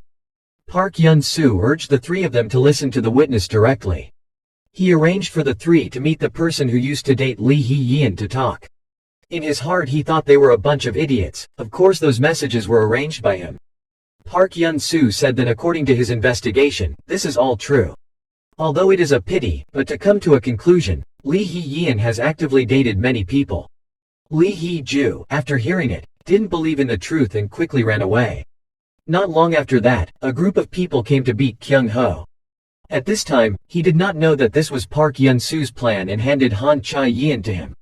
On the other side, Lee Hee-ju recalled the content of her sister's text messages on the phone and felt that something was wrong. She quickly went to find Park Yun-soo and wanted to tell him about this truth. Park Yun-soo lured Han Chae-yeon into an old warehouse and locked her in there waiting for someone to come. He went outside to make a phone call to announce that he had successfully separated Han Chae-yeon. Now he can only call his uncle to come and trade. Lee Hee-ju stood nearby listening to all the conversation. She worries about what happened to Kyung Ho and Han Chae-yeon. Next, she heard him say that after this case, she will receive more money than Lee Hee-yeon's case. When Lee Hee-ju heard this, she knew that everything was made by Park Yun-soo. The girl raised her weapon and wanted to hit him from behind. After regaining consciousness, Lee Hee-yeon found herself inside a large warehouse. Lee Hee-yeon yelled at them. She knew they were related to her accident. She told them to wait. When she got out of here, she would report to the police to arrest them all. Lee Hee-ju also remembered each person's face clearly. She would spread everything so that they couldn't raise their heads. Park Yun-soo calmly said that if he reported it to the police, it would be a big deal. Then he has no choice but to deal with the person who reported the crime. After saying that, Park Yun-soo went to beat Lee Hee-ju non-stop. The girl asked him why he was treating her sister like that, and the text messages were fake. Park Yun-soo heard this and immediately gave Lee Hee-ju many pictures. It's true that he faked the text, but wasn't she going on dates with the other guys? He jokingly said that Lee Hee-yeon was so stupid that she didn't know anything about life, which was appropriate to take advantage of. Lee Hee-yeon is crazy about the piano, but in the end she said she would use it again, because it made her unable to play the piano anymore. But how could he pass up such a good opportunity? Park Yun-soo didn't expect a gentle person like Lee Hee-yeon to suddenly go crazy with him because he couldn't play the piano with his sister. And Lee Hee-yeon's death was simply an accident. Lee Hee-yeon also told him that he wanted to send his sister to a music academy. Park Yun-soo looked pitiful and didn't know what to do. Lee Hee-ju now could only shout for help, hoping someone would hear. Park Yun-soo angrily kicked the little girl. If he wanted to meet her sister so badly, he would help her to meet her sister right now. Kyung Ho suddenly kicked in the door, holding the phone that had recorded everything Park Yun-soo said. At the school besides Chun Jun-oh, there is another freshman who is very noticeable. Although Lee Pyung-yoon has the ability to fight, but because of his violent nature, just by passing him by, he made everyone change sides and shed blood. But no one can imagine the scene Kyung Ho and Lee Pyung-yoon are happening right in front of their eyes. Kyung Ho's strength is overwhelming to the point of unbelievable. Lee Pyung-woon didn't even respond to a blow. Park Yun-soo told the people there to have nothing to fear because there were 18 of them. No one other than Chun Jin-oh can fight that many people. Park Yun-soo stood outside ordering a crowd to quickly attack. Someone noticed that Kyung Ho only used one hand to attack and asked the others to aim for the other arm. Someone walked up and asked Kyung Ho if he didn't use the arm, why would he take it off? He didn't answer him, but focused on fighting, and in the blink of an eye, 5 people were killed. Park Yun-soo angrily asked what those idiots were doing. How many people here couldn't beat him? Park Yun-soo once again loudly called for those people to hurry up to retrieve the recording file, but no one dared to come up. Park Yun-soo looked at Chun Jin-oh, who was still calmly playing with his phone, wondering if Jin-ho wasn't angry at the waste of time. Park Yun-soo feels lucky because Jin-ho isn't paying attention. Kyung Ho tells them you don't have time, if they don't come up you go. After finishing his words, Kyung Ho consecutively defeated the rest. This is clearly not the ability of a high school student. Even Park Yun-soo did not understand the situation. Chun Jin-oh goes to stop Kyung Ho. He says this is not something that can be learned in 2 weeks. Chun Jin-oh misunderstood Kyung Ho, who was deliberately hiding the technique until now. Kyung Ho realizes that when he can get close, he has to close. The first punch Chun Jin-oh received was also when Kyung Ho's hour timed out. He tried to recall what Lee Ji-sok had only told him to win against a professional karate player. He once said that just practicing for a few weeks can't beat a professional player who has trained for 10 years. However, if he had a chance, there was still a way to win, thinking that Kyung Ho continued to approach and fight. Now he didn't have much time to think anymore, the opportunity was only now. This was also the first time those people saw Chun Jin-oh being overwhelmed. Park Yun-soo didn't expect a monster like Chun Jin-oh to lose, he was thinking about running away. Chun Jin-oh can see that Kyung Ho wants to end it quickly because of his injured arm. But he was really no longer a normal high school student in his eyes. Even though he was attacked so fiercely, he still had to protect the place where he was hit. Kyung Ho once heard others say that Chun Jin-oh's father is the best karate master right now. He had been beaten by his father since he was a child, so now those attacks have no effect on him. Kyung Ho thinks if that's the case, then the way to break through his defense is the spot where he was hit. Chun Jin-oh told himself to wake up quickly, just now panicking because he was hit by a sudden blow. But now Chun Jin-oh has seen an unusual point, his fighting power is completely different. Apparently Kyung Ho's first direct punch was stronger than his father's. Then there's the pose of clumsily mimicking karate. After Chun Jin-oh discovered this fact, he concluded that he was just learning. He told Kyung Ho to stop acting and try harder, and then there were many words of disdain. Kyung Ho pulls out his side to tear it again, but he changes his mind. For these guys he doesn't want to use the card. Kyung Ho once again used the skill that the previous tickets gave him. Lee Ji-sok taught him how to be faster, more agile, and how to hit more accurately. Lee Ji-sok was once angry that Kyung Ho's strength was not enough to protect the lady. At the same time, another bodyguard accepted his instruction to boxing. At that time, Lee Ji-sok thought that just because the guy had that tattoo, he couldn't rest assured. If Han Chae-yin was attacked, he was afraid that Kyung Ho could not stand it for 10 seconds. Lee Ji-sok expected a lot from him, but now he doesn't know what to teach. But unexpectedly, when Kyung Ho learned boxing, he constantly received many compliments from the other bodyguard. Currently, Kyung Ho is using those moves to fight with Chun Jin-oh.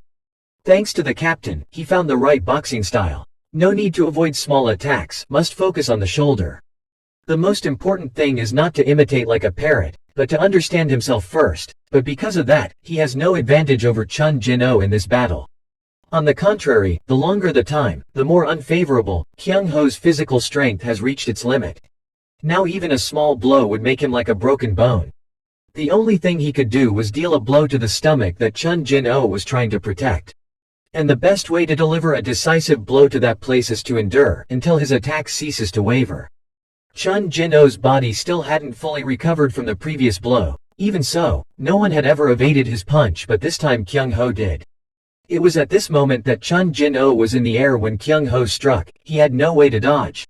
Kyung Ho really won against Chun Jin-oh in front of everyone's surprised eyes. Park Yun-soo, after seeing that he couldn't fight Kyung Ho, ran to the door. Kyung Ho asks him where he wants to go. It's best to stay there. One boy said it was enough to make the hearts of everyone there drop out of their chests. And just a small voice is enough to break that quiet atmosphere. Suddenly Park Yun-soo knelt down to thank Kyung Ho. He said he was the hero who saved them because they were always threatened by Chun Jin-oh. Even the illegal things they can't help but do when threatened. Park Yun-soo said it was impossible to deny the bad things they did. But he thanked Kyung Ho for helping him escape the hell on earth. Park Yun-soo was thinking that there was no other way. If Kyung Ho knew that he kidnapped Han Chae-yin, tens of millions of won would be lost. Park Yun-soo wants to make Kyung Ho on his side at all costs. Before that, just in case Chun Jin-oh lost, he sent a message to Viper to notify him. Kyung Ho went over and grabbed Park Yun-soo's hair and pulled him in front of Lee Hee-ju. He wanted her to hit him at will. Kyung Ho took out his phone and told the police that they wanted them to confess and turn themselves in. The reason was fighting and confessing to Lee Hee-yin's accident. He warned them that if anyone were to be released because they lied, it wouldn't be just an arm. Kyung Ho again approached Park Yun-soo lying on the ground and asked him where Han Chae-yin was. Until now, with only half his life left, he still lied and brought Han Chae-yin to safety. Lee Hee-ju was the one who told everything she heard to Kyung Ho. The two quickly leap together. Han Chae-yin is in danger. When they got there, Viper was opening the door to that room. There was not only him, but also another man wearing a snakeskin mask. Kyung Ho didn't expect that there were even people from that organization. 2-on-1 he didn't have time to think anymore. Black Mamba approached him. He said he wanted to let him escape now. Not yet resolved with Kyung Ho, the two Black Mamba and Viper had an argument. Viper asks him if he wants to take his upper hand. Why is he showing up now? Black Mamba appeared because he was ordered to control everything related to Han Chae-yin. He told Viper that if he understood, he didn't need to say more. He was not allowed to cause harm to the other person because that would be against the rules. Viper thought to himself that he could have ended this by catching Han Chae-yin. He wondered if Black Mamba didn't know she was in the next container. Kyung Ho now hides inside the nearby bushes to observe the situation. He did not expect in just a brief moment that the person named Black Mamba had knocked him out. What a formidable man. He didn't understand why all of a sudden the two of them started arguing. Anyway, one of them had to arrest Han Chae-yin, so he was the one who benefited. Kyung Ho heard Black Mamba say that it doesn't matter if he hides or not, as long as he's around, he'll kill him. Viper did not expect that the person standing in front of him now was Black Mamba. He had heard this person's name for a long time. He was so famous that it spread throughout the underworld. The two stopped their chatter and started their battle. Not long after that, Viper was defeated. Kyung Ho watched anxiously as the two of them approached the place where Han Chae-yin was locked up. Just when he took out the ticket to tear it up, Han Chae-yin appeared behind him. Kyung Ho asks Han Chae-yin how to get out of there. It's the outside lock. Han Chae-yin simply said that she was helped by the spirit. The spirit saw the password that Park Yun-soo pressed. Even if she made a noise, no one would come. And the soul couldn't open that lock, so she had to open it herself. Han Chae-yin used a brick to make a hole to open it. After that, Park Yun-soo and the remaining 18 were detained at the police station. All their crimes are exposed thanks to Kyung Ho's recording. Deleted KakaoTalk messages are restored. At the same time, all lies and threats to Lee Hee-yin were clarified. In the end, Lee Hee-yin's suicide also changed to being murdered. Lee Hee-ju thanked Kyung Ho and Han Chae-yin thanks to the two of them that the case was solved. It is true that she hated them very much until it became clear and they were arrested. Every day Han Chae-yin thought how good it would be if she could get them to the station. Only then would she be able to get out of the suffocation. But now Lee Hee-ju feels uncomfortable for some reason. Kyung Ho tells her it's because the person most important to her is no longer there. Because her older sister was gone in the first place, even if she caught them, she wouldn't feel comfortable. When he called this matter, the two of them couldn't help her, so she had to deal with it on her own.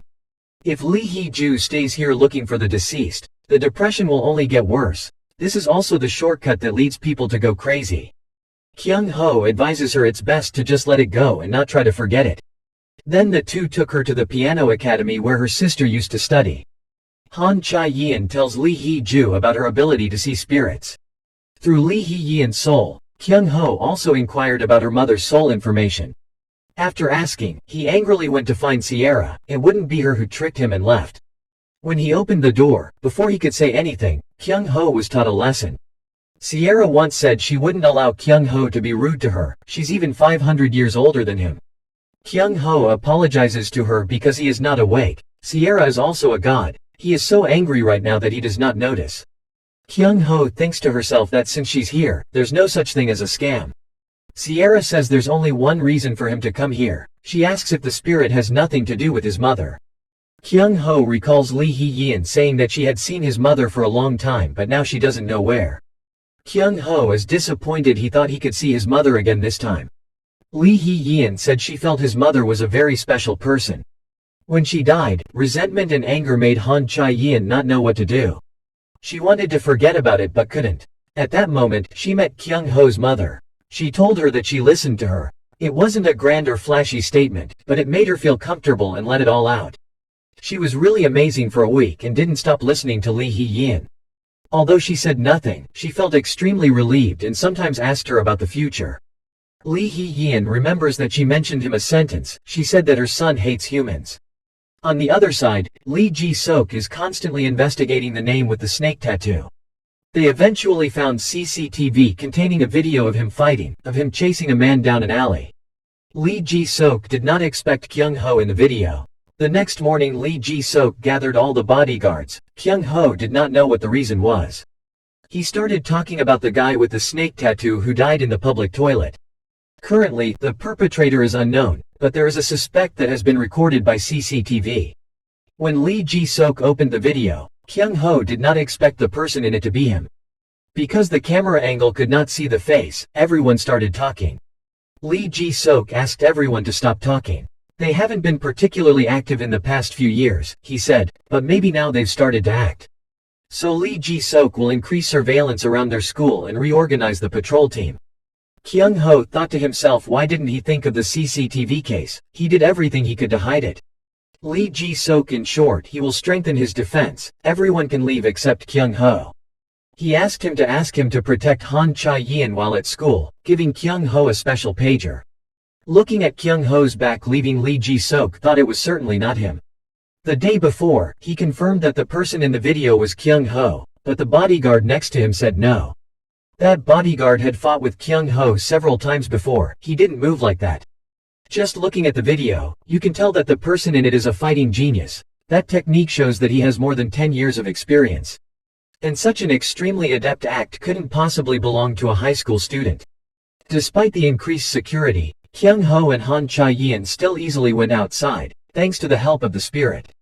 At that time, the two thought that just be careful with snake tattoos.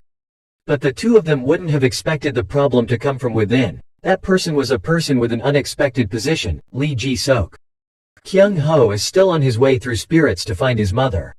He thought that if his mother had listened to Lee Hee-yin's story for a week, then his mother would have listened to the spirits that were about to turn into demons. At first, he could only wait for information from Sierra and go around the streets with Han Chae-yin. The two now meet a ghost that is an elementary school boy sitting above a building. Kyung Ho wants to approach but is stopped by Han Chae-yin. Because that spirit has now become a demon, in this case the two cannot talk to the child. Suddenly the ghost jumped down from above to see a person performing magic tricks nearby. Han Chae-yin said that if she became a demon, she can't leave this place. Both of them can see that this child really likes magic tricks. When Kyung Ho thought about it, there was no guarantee that this demon was definitely related to his mother. Kyung Ho asks Han Chae-yin to leave, but he can't talk to him anyway. Han Chae-yin angrily asked him if he forgot their contract. While searching for his mother, he had to help other souls as well, so he had to help this demon as well. The reason why Han Chae-yin went out was also to help these demons. She said he didn't know she couldn't do anything all day just thinking about demons. Kyung Ho goes to the magician to borrow a deck of cards from him, but he refuses. For those who had no knowledge of magic, he could not tell. Kyung Ho asks him not to worry about it because he is also a magician. He could now feel the boy watching him but pretended not to look. Kyung Ho tore up the magic ticket to do a few tricks that made everyone excited. Right at this moment, Lee Ji-sok appeared fortunately and was hidden by Kyung Ho. The boy's angry attitude when he saw Lee Ji-sok surprised the two. Kyung Ho on the bus to school kept thinking about what the devil was yesterday. Judging from the clothes he wore, he certainly didn't have a family when he was alive. A child who loves magic in a tattered suit and clearly resented Lee Ji-sok. Seeing as the two of them had nothing in common, he didn't know what kind of relationship they had. All day yesterday he and Han Chae-yin ran around asking, but no one around there knew anything about it. Kyung Ho wonders if that child isn't the usual grudge, but the captain involved in its death. When getting out of the car, Kyung Ho also saw that Han Chae-yin didn't sleep like me last night. She also thought about Lee Ji-sok's story. He also asked the other bodyguards. They said that the school team often goes out these days. So Kyung Ho decided to follow the captain. He put the ticket on the car to locate the location. When he entered the class, he heard rumors everywhere that Kyung Ho beat Chun Jin-oh. He thought to act more quietly, not letting this news reach the ears of the bodyguards. However, among them there are also those who do not believe that rumor. Kim Hae-chun said he was not injured anywhere and his limbs are healthy. Han Chae-yin doesn't understand the talk that Kyung Ho is currently the strongest in school. Kim Hae-chun still kept his thoughts that Chun Jin-oh couldn't lose. So he was always trying to talk to the two of them, and in the end it was Chun Jin-oh who hit him. The two discovered Lee Ji-sok's location and immediately went there to monitor, but did not expect that there was a camera in that area, causing the two to reveal their location. Han Chae-yin asked the spirits to come inside to see the situation, but the spirits disagreed because there was a bad omen inside. In the end, the two went inside by themselves, and when they discovered the danger, it was too late to leave. A person named Taipan appeared to stop the two of them. Seeing that thing, they were not allowed to return. Before Kyung Ho could run away, they were suddenly attacked from behind. The tattoo on his body that he had seen at the time, was probably the same organization as the Black Mamba. Kyung Ho looked for Han Chae-yin. Luckily she was still sleeping on the land next to it. Kyung Ho had countless unanswered questions and even Lee Ji-sok why he was here, but first he couldn't let them find the ticket inside his pocket. If they weren't from the Snake Tattoo organization, then he would take a chance and wipe them out. At this time, another person was brought into the room by wandering around. The person who just entered said that it seems that the people in this room are not on the same side. There are already 5 people walking around. That person asked the big brother if he was going to play the game again this time. If it was like this, the boss wouldn't believe it. The big brother looked at Han Chae-yin and said he seemed to have seen her somewhere. Although he was not in charge, but before deciding to keep her locked up, maybe she was the person he was looking for. Kyung Ho feels lucky that he doesn't know, but he's pretty much determined that they're related to that organization. One of them looked at Kyung Ho and said if he still hasn't calmed down, he needs to wake up. The big brother said no need. If he wanted to sleep, he had to let him sleep. He then used a poisonous knife to shoot at Kyung Ho. Luckily he escaped. He said he had seen him squirm a while ago. He had also suppressed his intention to kill him many times. He looked around to see that everyone was awake. He said the game would be started. In front of the lie detector, the simple rule of not lying can be passed. After a few turns, Kyung Ho finds out that he doesn't care if he's lying or telling the truth, so he'll kill him. Because he just wants to play with other people's lives. Soon it's Kyung Ho's turn. He says he's not a god. Because you are the one who has seen the gods. That big brother didn't expect that when Kyung Ho said he was divine, it was now true. He thought the machine was broken, so he wanted his people to fix it quickly, because Kyung Ho couldn't fight him right here, so he talked about the gods. You need to find a way to interest him. Kyung Ho said that even if he asked him to say it again, he would still say that he is not a god. If he was a real god, he wouldn't play with other people's lives so rudely. Taipan angrily asked Kyung Ho if he wasn't afraid of death or didn't know what kind of situation he was in. After the machine was repaired, he continued to ask him what a god was and told him again. Kyung Ho said that gods are real. At this moment someone cut him off. The person told Kyung Ho that he was talking nonsense. It would be better to kill him quickly, and it would be dangerous to keep him hostage any longer. Kyung Ho didn't expect Taipan's side that he could easily kill with a sword. Taipan told that person to shut up and everything here was his decision. He continued to ask about gods. Kyung Ho tells him that gods are like humans except they have wings and that he is not their match. God, they have omnipotence, nothing is impossible. They can also change space or manipulate people to their liking. He is extremely curious now, and even if he puts a knife to his body, Kyung Ho will not waver. At this moment, someone outside came in, and that person picked up a locator. He asked someone to immediately investigate him and Han Chai-yin. At this time, someone came in and announced that 2 people had come to disturb him, and he temporarily left there. The rest of the room planned to kill Kyung Ho before he returned, but they didn't expect Kyung Ho to untie the ropes and attack them. Those people were surprised, didn't expect a high school student to have such strength. Kyung Ho makes fun of them listening to him talk about gods. There's no such thing. When you say help them meet God, you will send them to hell. In total, there are currently 3 people in the room who want to attack Kyung Ho. They all received a lot of blows from him after that, just like a bunch of thugs. Those people who couldn't fight back began to curse loudly. None of them who dared to rush forward were afraid of Kyung Ho's strength. They said you weren't a joker, and they couldn't find your loopholes. At this time, a guy came up with a way to attack Kyung Ho with a knife. The guy asked where you came from and who sent you here. Kyung Ho calls that guy crazy. He's just a high school student. He said it seemed like he wouldn't tell because he was acting snobby for believing in his own abilities. He asked him if he liked Muay Thai. Muay Thai could bring out his full body strength to the fullest extent. That is also the reason why it is overwhelming in the matches. He has also studied Muay Thai for more than 10 years. But he realized that no matter how hard he tried to practice, how much experience he had, when he encountered a weapon, it became useless. Kyung Ho thinks that just passing the knife is enough to kill him. He arrogantly asked when he repeatedly attacked with knives why didn't he loudly demand his life like before. But not long after that Kyung Ho also defeated him. He brought the knife to find the only person left in the room. From that guy's mouth, Kyung Ho knew that this was just a criminal organization. The guy with the snake tattoo is their client, they're just obeying their boss.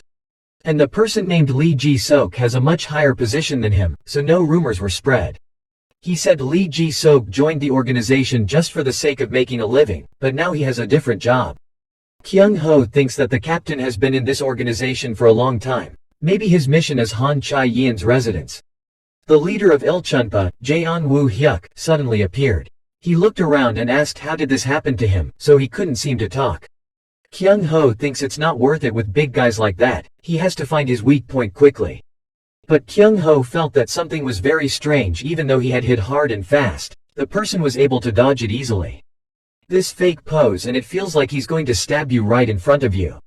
Kyung Ho finally realized it was the same move as Captain Lee Ji-sok. He was beaten by Woo-hyuk to the point that he couldn't get up. Even though he blocked the punch just now put all his strength into him.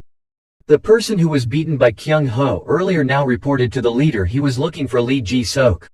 Woo-hyuk asks who he is and what is his relationship to Lee Ji-sok. Kyung Ho chose to lie as an uncle. It is not necessary to say that he is a bodyguard, saying that Han Chai-yin will be noticed. He thought for a moment and then said he must have learned martial arts from Lee Ji-sok. No wonder he didn't look ordinary at all. Woo Hyuk whispered to Lee Ji-sok's disciple. It was interesting that he met his disciple again.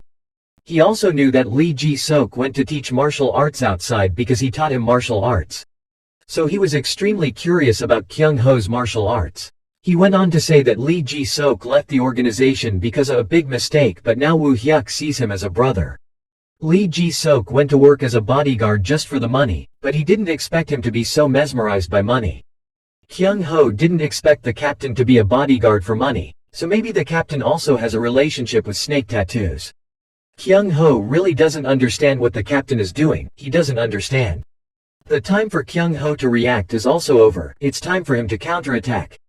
Taipan went outside to find the person who had arrived. He intended to attack the two of them but did not expect their speed to be too fast. That attack had a calculation that couldn't be dodged. Kong Yongman said that Taipan seemed quite surprised when he was attacked. He asked if he was also a member of that organization. Taipan thought that this was just a reflex attack group of the two of them, but it was clear that the two of them hadn't put their full effort into the assault station. Kong Yongman remembers Lee Ji-yin talking about the snake tattoo. At this time, Taipan knew that the two of them were bodyguards, which was correct with such sensitive reflexes. Kong Yongman asked him where the lady was. Shane also angrily said that the two of them didn't have time to bring the lady out. Taipan brought out a knife to prepare to attack the two. Originally he did not use a knife when fighting outside, but the two of them would be an exception. But he did not expect the two to combine so perfectly. One found the enemy's loopholes, the other delivered a decisive blow. Taipan thought it was true that he was not afraid of the enemy, just afraid that the enemy would combine so well. Especially the foreign blonde Shane, all attacks were carefully calculated. In contrast, Kong Yongman, although his strength is amazing, his speed is slowing down. It's a pity, but he's faced someone like this so many times that he can easily attack. Taipan decided to attack Kong Yongman first. He got him stabbed with a knife. At this time, I am very happy to say that the poison causes paralysis very quickly and will not be able to move anymore. Taipan wanted to take this opportunity to kill him too, but fortunately Shane blocked a blow. He thought to himself that Shane was certainly not a simple bodyguard, perhaps from that organization. Most likely Shane will endanger that person. Taipan has to destroy the aftermath. Fortunately for the two of them at this time Kyung Ho appeared. Taipan did not expect him to be attacked by Kyung Ho. He reassured himself that the conditions were too favorable for him. He's still thinking Kyung Ho is being held hostage. This kid is no ordinary person. He asked him how to get out of here. Isn't there the leader of the organization downstairs? Kyung Ho calmly told him that he had already dealt with that leader. Taipan thought to take care of the leader of this organization too. In that case he would have to be on par with Shane or better. Kyung Ho is also thinking of his own. It seems that both Shane and the captain of the second team are tired. As expected, the people with tattoos are not simple. The guy in front of him looks strong, but he didn't feel the same fear as when he met the Black Mamba. If so, then this was his chance to take advantage of when he was busy thinking about Kyung Ho's attack. He was almost able to kick him off defenseless. Kyung Ho thought he could easily defeat him when he didn't use a weapon the longer he was at a disadvantage. The two only fought a little. He then tried to retreat. Before leaving, Taipan said Ya group has become much stronger than before. It was a gathering place of hundreds of monsters that had passed the test of their strength. They were all unscrupulous people. Han Chai-yin also just returned to school in time to call Kong Yongman again. They just thought the locator was faulty. When they returned, Lee Ji-sok said that their bodyguards were at a complete disadvantage, so they had to quickly bring back Commander Yu Woo-jin. Kong Yongman also didn't know what would happen until the commander returned. Through this, Kyung Ho decides to spy on Captain Lee Ji-sok. That night, Kyung Ho followed Lee Ji-sok. He discovered that he had sold his bodyguard's secret book to Taipan for 1 billion won. Trading time will be at dawn tonight. While eavesdropping on the conversation, Kyung Ho took pictures with his phone but forgot to turn off the flash. The person who accompanied Lee Ji-sok said that it seems that there are already some mice here. When that guy came to the light-emitting side, only the phone was visible. He silently cursed the idiot who left the phone and ran away. When he bent down to pick up the phone, he was attacked. He yelled at Lee Ji-sok, who ran away when he heard their plan. Lee Ji-sok said it was okay. The two of them had no time to waste. The person asked if it was one of the bodyguards, what should he do? Lee Ji-sok calmly said no matter who the person is, the plan will not be changed. Kyung Ho on the run still can't believe that Lee Ji-sok is the spy. Trading at dawn this morning, the battle between the guards and the snakes will be a sea of blood. Kyung Ho knew that if Lee Ji-sok sold the bodyguards confidential information, those snakes would infiltrate. He quickly called to inform Han Chae-yeon of this, but she did not believe this fact. Kyung Ho said he was acting strange before and he just heard his plan. He asked Han Chae-yeon to understand after watching the recording file and the picture he sent. Right now, he was in a hurry and he wanted her to quickly report it to Captain Tu and Shane. At the trading place, Taipan said his aim was not Han Chae-yeon but a large-scale killing game. Not long after that, Lee Ji-sok also appeared. He did not expect their transaction time to be 1 hour earlier. Kyung Ho doesn't know if he eavesdropped, so they traded earlier. According to Han Chae-yeon's message, the group of bodyguards had gone 2 hours ago but had not yet arrived. Kyung Ho thinks that maybe Lee Ji-sok has played the game before, now maybe he has to take action. Because the number of bodyguards was not enough, Kang Yong-man went to find President Han Tae-yeob and presented the incident. Lee Ji-sok's childhood was an orphan. A long-lost child like Lee Ji-sok was very natural to join other runaway kids. There were already a bunch of other kids who wanted him to go with them, which would be more convenient than going alone. It was the first time Lee Ji-sok felt happy because he finally had a place to belong. When joining the group, Lee Ji-sok not only was not afraid of the leader, but vice versa. After being tempered by being beaten, he became the strongest of the group. Then, based on the right and wrong that he determined, he defeated the thugs and received a recruitment offer from the loan association. Lee Ji-sok's mission is to find and catch those guys who borrowed money and then ran away. In such situations, the leader always treats his subordinates as slaves, but in the end they both kneel and bow in front of Lee Ji-sok. That was the first time Lee Ji-sok saw the leader's face of fear that put his head on the floor. Money can control everything. Since that time Lee Ji-sok seemed to be caught up in the powerful vortex of money. Lee Ji-sok is at the forefront of solving all illegal money matters. The other side, when listening to Kang Yong-man talking about Lee Ji-sok betraying the president, remained calm. Han Tae-yeob said he had a reason to do this secretly. Lee Ji-sok told him that he had a problem to deal with in the past, that he always hated the organization he was once embedded in. Just like the president said, when the other party received the money, Lee Ji-sok immediately burned the matches and burned the money. What he brought to the transaction was just blank paper. Kyung Ho hid behind and really didn't know what was going on. Lee Ji-sok brought out a weapon and scolded these people for being a group of activities based on oppressing the weak. He will destroy this organization. Jaeon Woo-hyuk looked at a billion burned in anger. He asked if he was more of a money man than anyone else, why would he do that? Lee Ji-sok thinks it's true that he used to be like that in the past, but now he hates money. When Lee Ji-sok was a member of the organization, he did everything for money. Because of that, Lee Ji-sok became a famous evil person in the organization. Until one day he often met a baby on the street. It caught Lee Ji-sok's attention. Life is inherently intertwined with complicated relationships that have no answers, but when faced with a child just like him when he was young, Lee Ji-sok feels like reliving the pure carefree days of the past. Since the kid didn't say anything, I asked him what his dream was, and he quickly said the magician. He had never had a chance to see magic, so he was extremely skeptical about the child's dream. But the more he talked, the more Lee Ji-sok saw his passion for magic. It was also the first time he had a wish unrelated to money when he interacted with the boy. As time passed, he became a manager. In order to fulfill his dream, Lee Ji-sok went to find Jaeon Woo-hyuk. He wanted to help that child realize his dream and give him a home. He also agreed to let Lee Ji-sok take the baby home because it was a very smart baby, but Lee Ji-sok didn't expect that when he arrived, Jaeon Woo-hyuk was already standing outside waiting to take the baby away. Lee Ji-sok personally heard that Jaeon Woo-hyuk wanted to sell organs and praised him for bringing back a good product. At that moment his mind went blank and his body stiffened. The guards outside worriedly felt that Jaeon Woo-hyuk was stronger than their captain Lee Ji-sok. Another told them not to interfere in their affairs, just watch first. Woo-hyuk's people disdainfully said that they should come in and help. Anyway, the result won't change at all. That guy said that in the past, Lee Ji-sok was gradually demolished by the leader and kicked out of the organization. Not only that, Woo-hyuk is also extremely good at swordsmanship and all of Lee Ji-sok's sword skills were taught by him. But right after that Lee Ji-sok knocked Jaeon Woo-hyuk to the ground. He wondered why it was so strange that he wasn't the person he used to know. 10 years ago, neither his technique nor his physique could compare to Woo Hyuk. Because he always had the desire to kill his opponent, he did not hesitate to attack. That's why, Lee Ji-sok thought he would never win, but now it's different.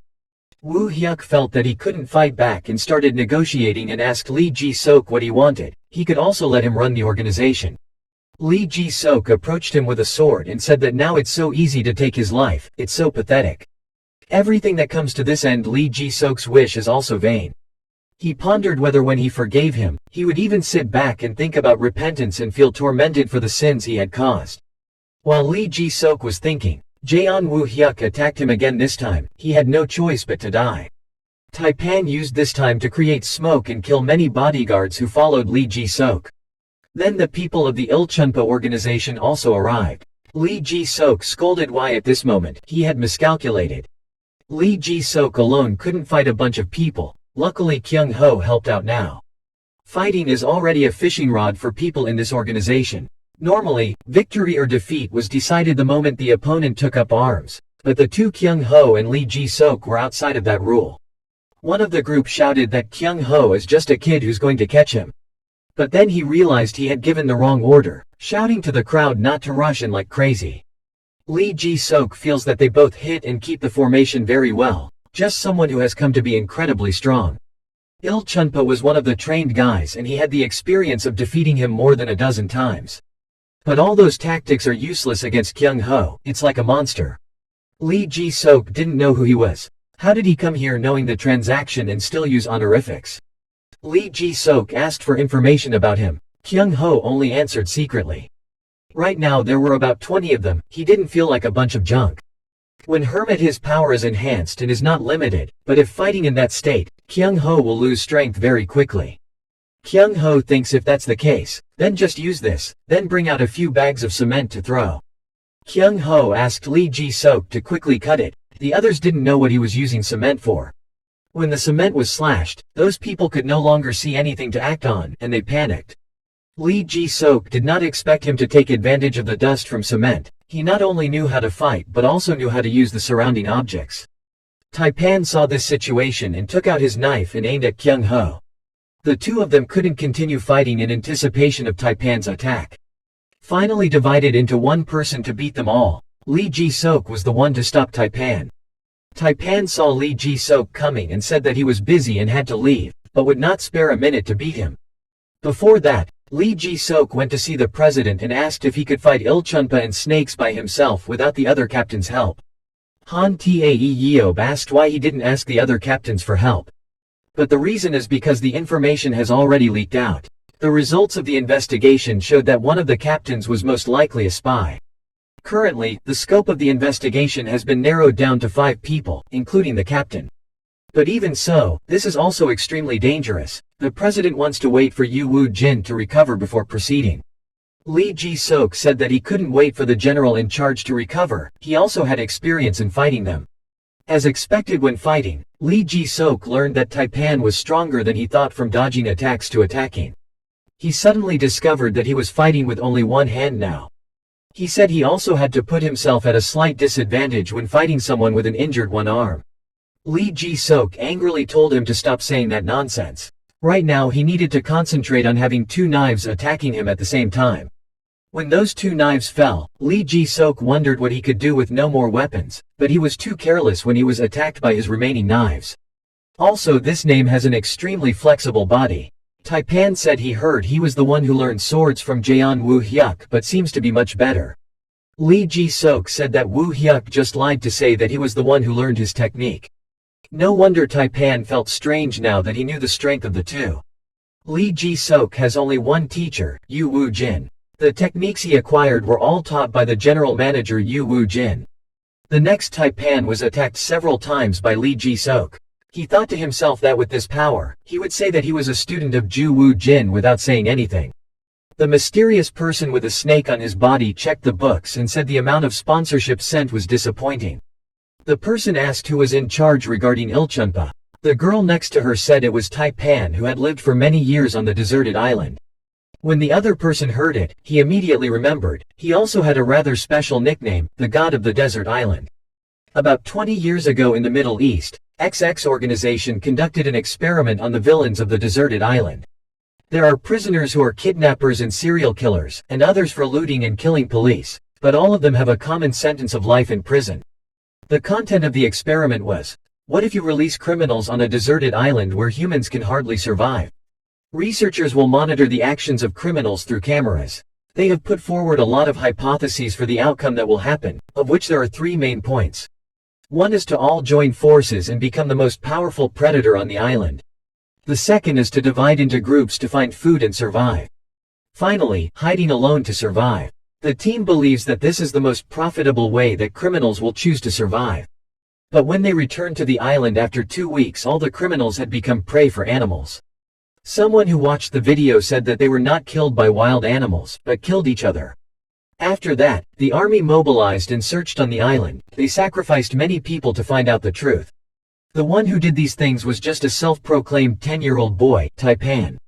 Returning to the battle, even though Lee Ji-sok was poisoned, he still tried to fight against evil.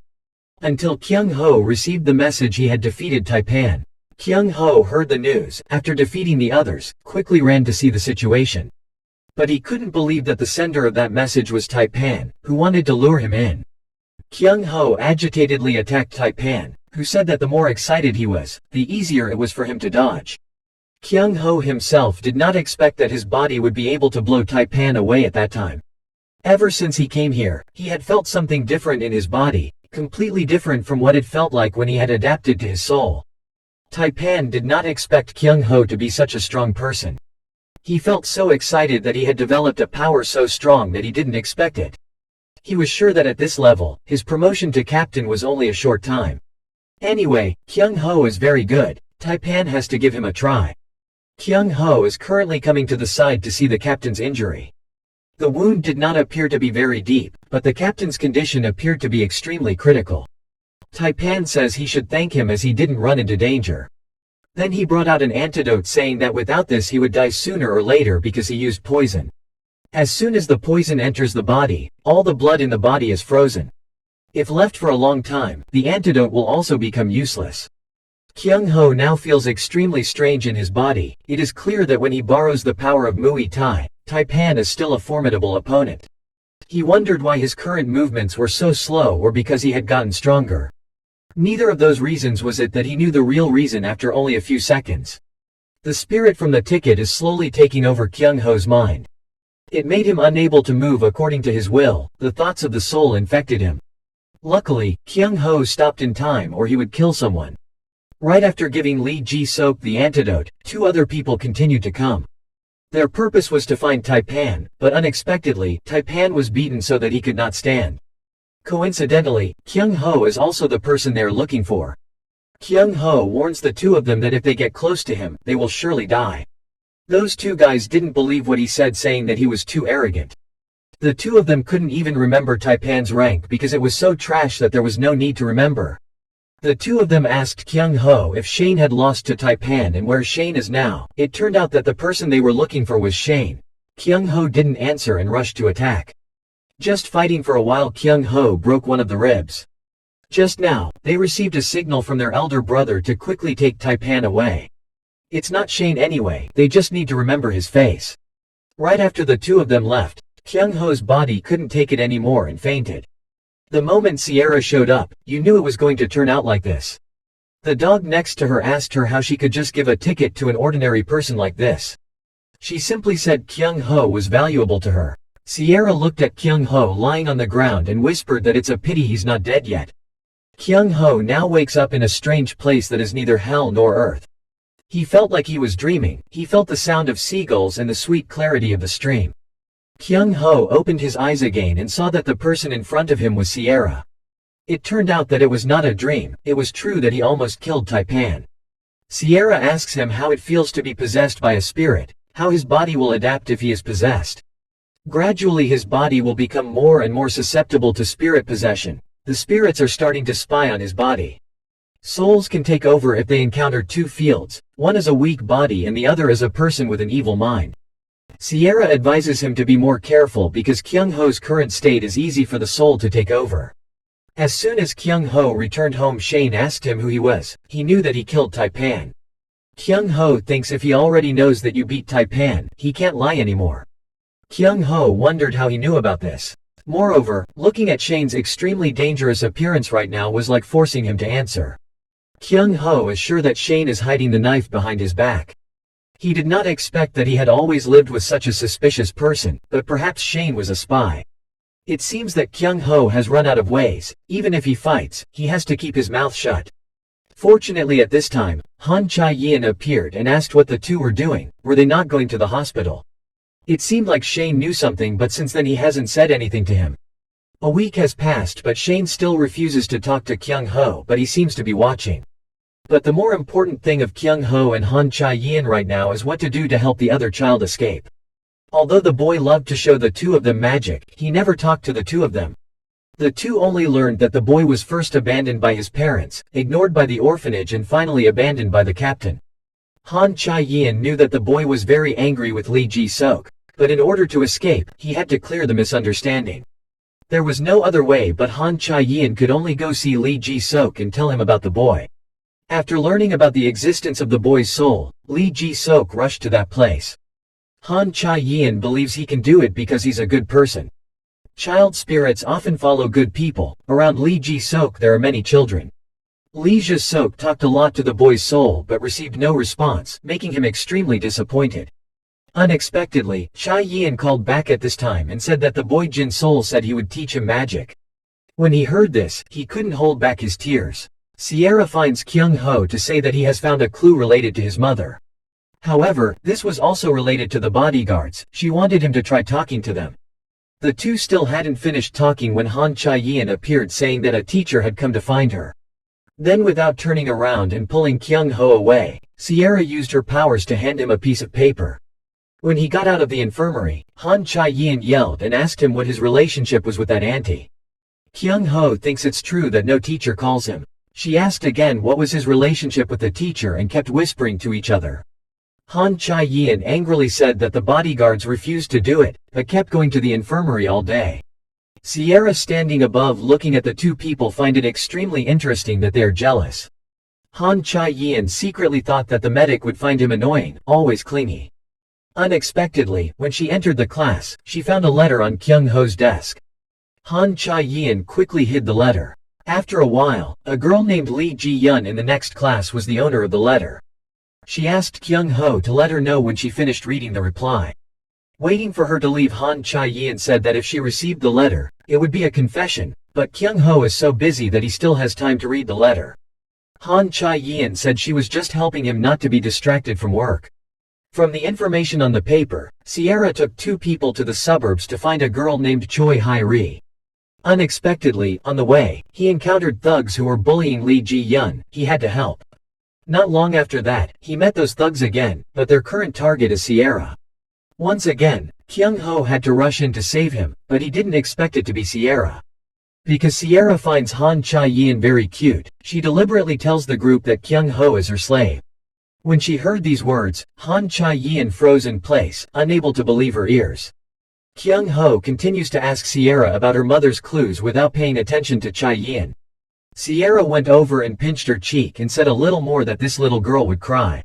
It's just a joke, but Sierra was surprised to see Chae-yin being jealous and looking so cute. Kyung Ho still doesn't know what's going on here. He's just thinking about how to get more clues. Chae-yin says whatever he does has nothing to do with her. Sierra got up again and wanted to continue teasing her, so she said she wanted to borrow Kyung Ho and dragged him away. She didn't expect that if she didn't speak up, Kyung Ho wouldn't care. Came to Kyung Ho coffee shop for clues and kept feeding Sierra a cake. After that, the two also went shopping with Sierra and took pictures. Kyung Ho holds a camera in his hand, complimenting Sierra's appearance that reminds people of the goddess Aphrodite. Even more so now she is the goddess herself. Looking at Sierra choosing clothes, Kyung Ho complimented her that any style would suit her. Sierra asked disgustedly if he didn't have a new expression. She got excited again and wanted to tease Chae-yin, asking her why she looked so angry. Chae-yin said that it was because the weather was so hot that she was so upset. Outside, Chae-yin constantly thought that she had become her bodyguard but also became a slave to others. Unexpectedly outside, Chae-yin met the soul of the girl Kyung Ho was looking for. She went to ask Choi Hai-ri what she was doing in this place and stared intently at the ball. She didn't expect that someone would see the spirit, so she wanted Han Chai-yin to take a picture of the people inside for Choi Hai-ri. The guy inside found out that Chai-yin was recording and got angry and wanted her to delete it quickly. Kyung Ho just now came and asked the other guy to quickly put the dangerous weapon in his hand and talk. He laughed and asked if he didn't take the stick out of his hand. What would you do? If you were good at it, hit him. Kyung Ho didn't expect that guy to be so tall. He didn't know if he could beat him without a ticket. Kyung Ho used his mouth to talk to Chai-yin and asked her why she was here. If she hadn't gone out alone, this wouldn't have happened. Chai-yin angrily said she was helping him. The spirit told her to take the video and send it to the police station. He saw two people talking and asking them if he was a toy. Looks like he has to help them understand the current situation better. After hearing what she said, Kyung Ho decided not to delete the video. It would also be a document for the police. Kyung Ho wants him to play basketball with him, and if he loses, the video will be deleted. He agreed, but seeing how confident he was, he wanted an extra arm. Choi Hai-ri stood outside whispering that it must be the drug. But she didn't know why he still used it even though he knew it was dangerous. Kyung Ho tore a ticket of the most powerful person in the world. He didn't expect that the potion would have such a strong effect that even the strongest person in the world wouldn't play again. The medicine he took was given to him by the group with the snake tattoo. In sports, physical is the greatest talent given to him by God. Without that talent, man has already been determined to have a limit. Kyung Ho can't do anything right now but find a way for the soul to enter the body, or else he will definitely lose. Kyung Ho has been receiving power from that spirit step by step. Sierra standing in a place of observation, he does it faster than she thought. He didn't believe that someone like him who had already taken the drug could lose to someone like Kyung Ho. But anyway, he could see Kyung Ho was exhausted. He seemed to be reaching his limit. Kyung Ho thinks he's going crazy. His soul is looking for a hole to get inside his body. It felt like dozens of needles were stabbing his body right now. Although Kyung Ho grasped and moved exactly what the soul wanted, he still had to give his body in the end so that the soul could move on its own. While Kyung Ho was distracted, he took the opportunity to steal the ball to score but couldn't get rid of him. He thought he was exhausted from scoring 5 points, but he didn't expect it to be all acting. Kyung Ho is also now trying to resist, unable to lose. His physical strength has reached its limit. The soul also knows that, if you continue to move with the soul, you will be taken over. In that case, Kyung Ho decided this endpoint based solely on his own ability. Seeing that he got the last point made him extremely angry. He wanted to kill Kyung Ho. Before he could do anything, he suddenly fell to the ground and had to call an ambulance to take it away. Choi Hyu-ri said it was a side effect of the TX drug, that's why he fainted. She wants the two of you to go to an abandoned laboratory. As long as you bring back the documents at that place, she will help Kyung Ho find his mother. Because this place is a place where the spirits are afraid to enter, Choi Hai-ri does not enter with them. Little did the three of them know that the organization with the snake tattoo was also snooping on this document. The two people who entered this laboratory were larger than they thought. Han Chai-yin said it looks like they made it so big for something.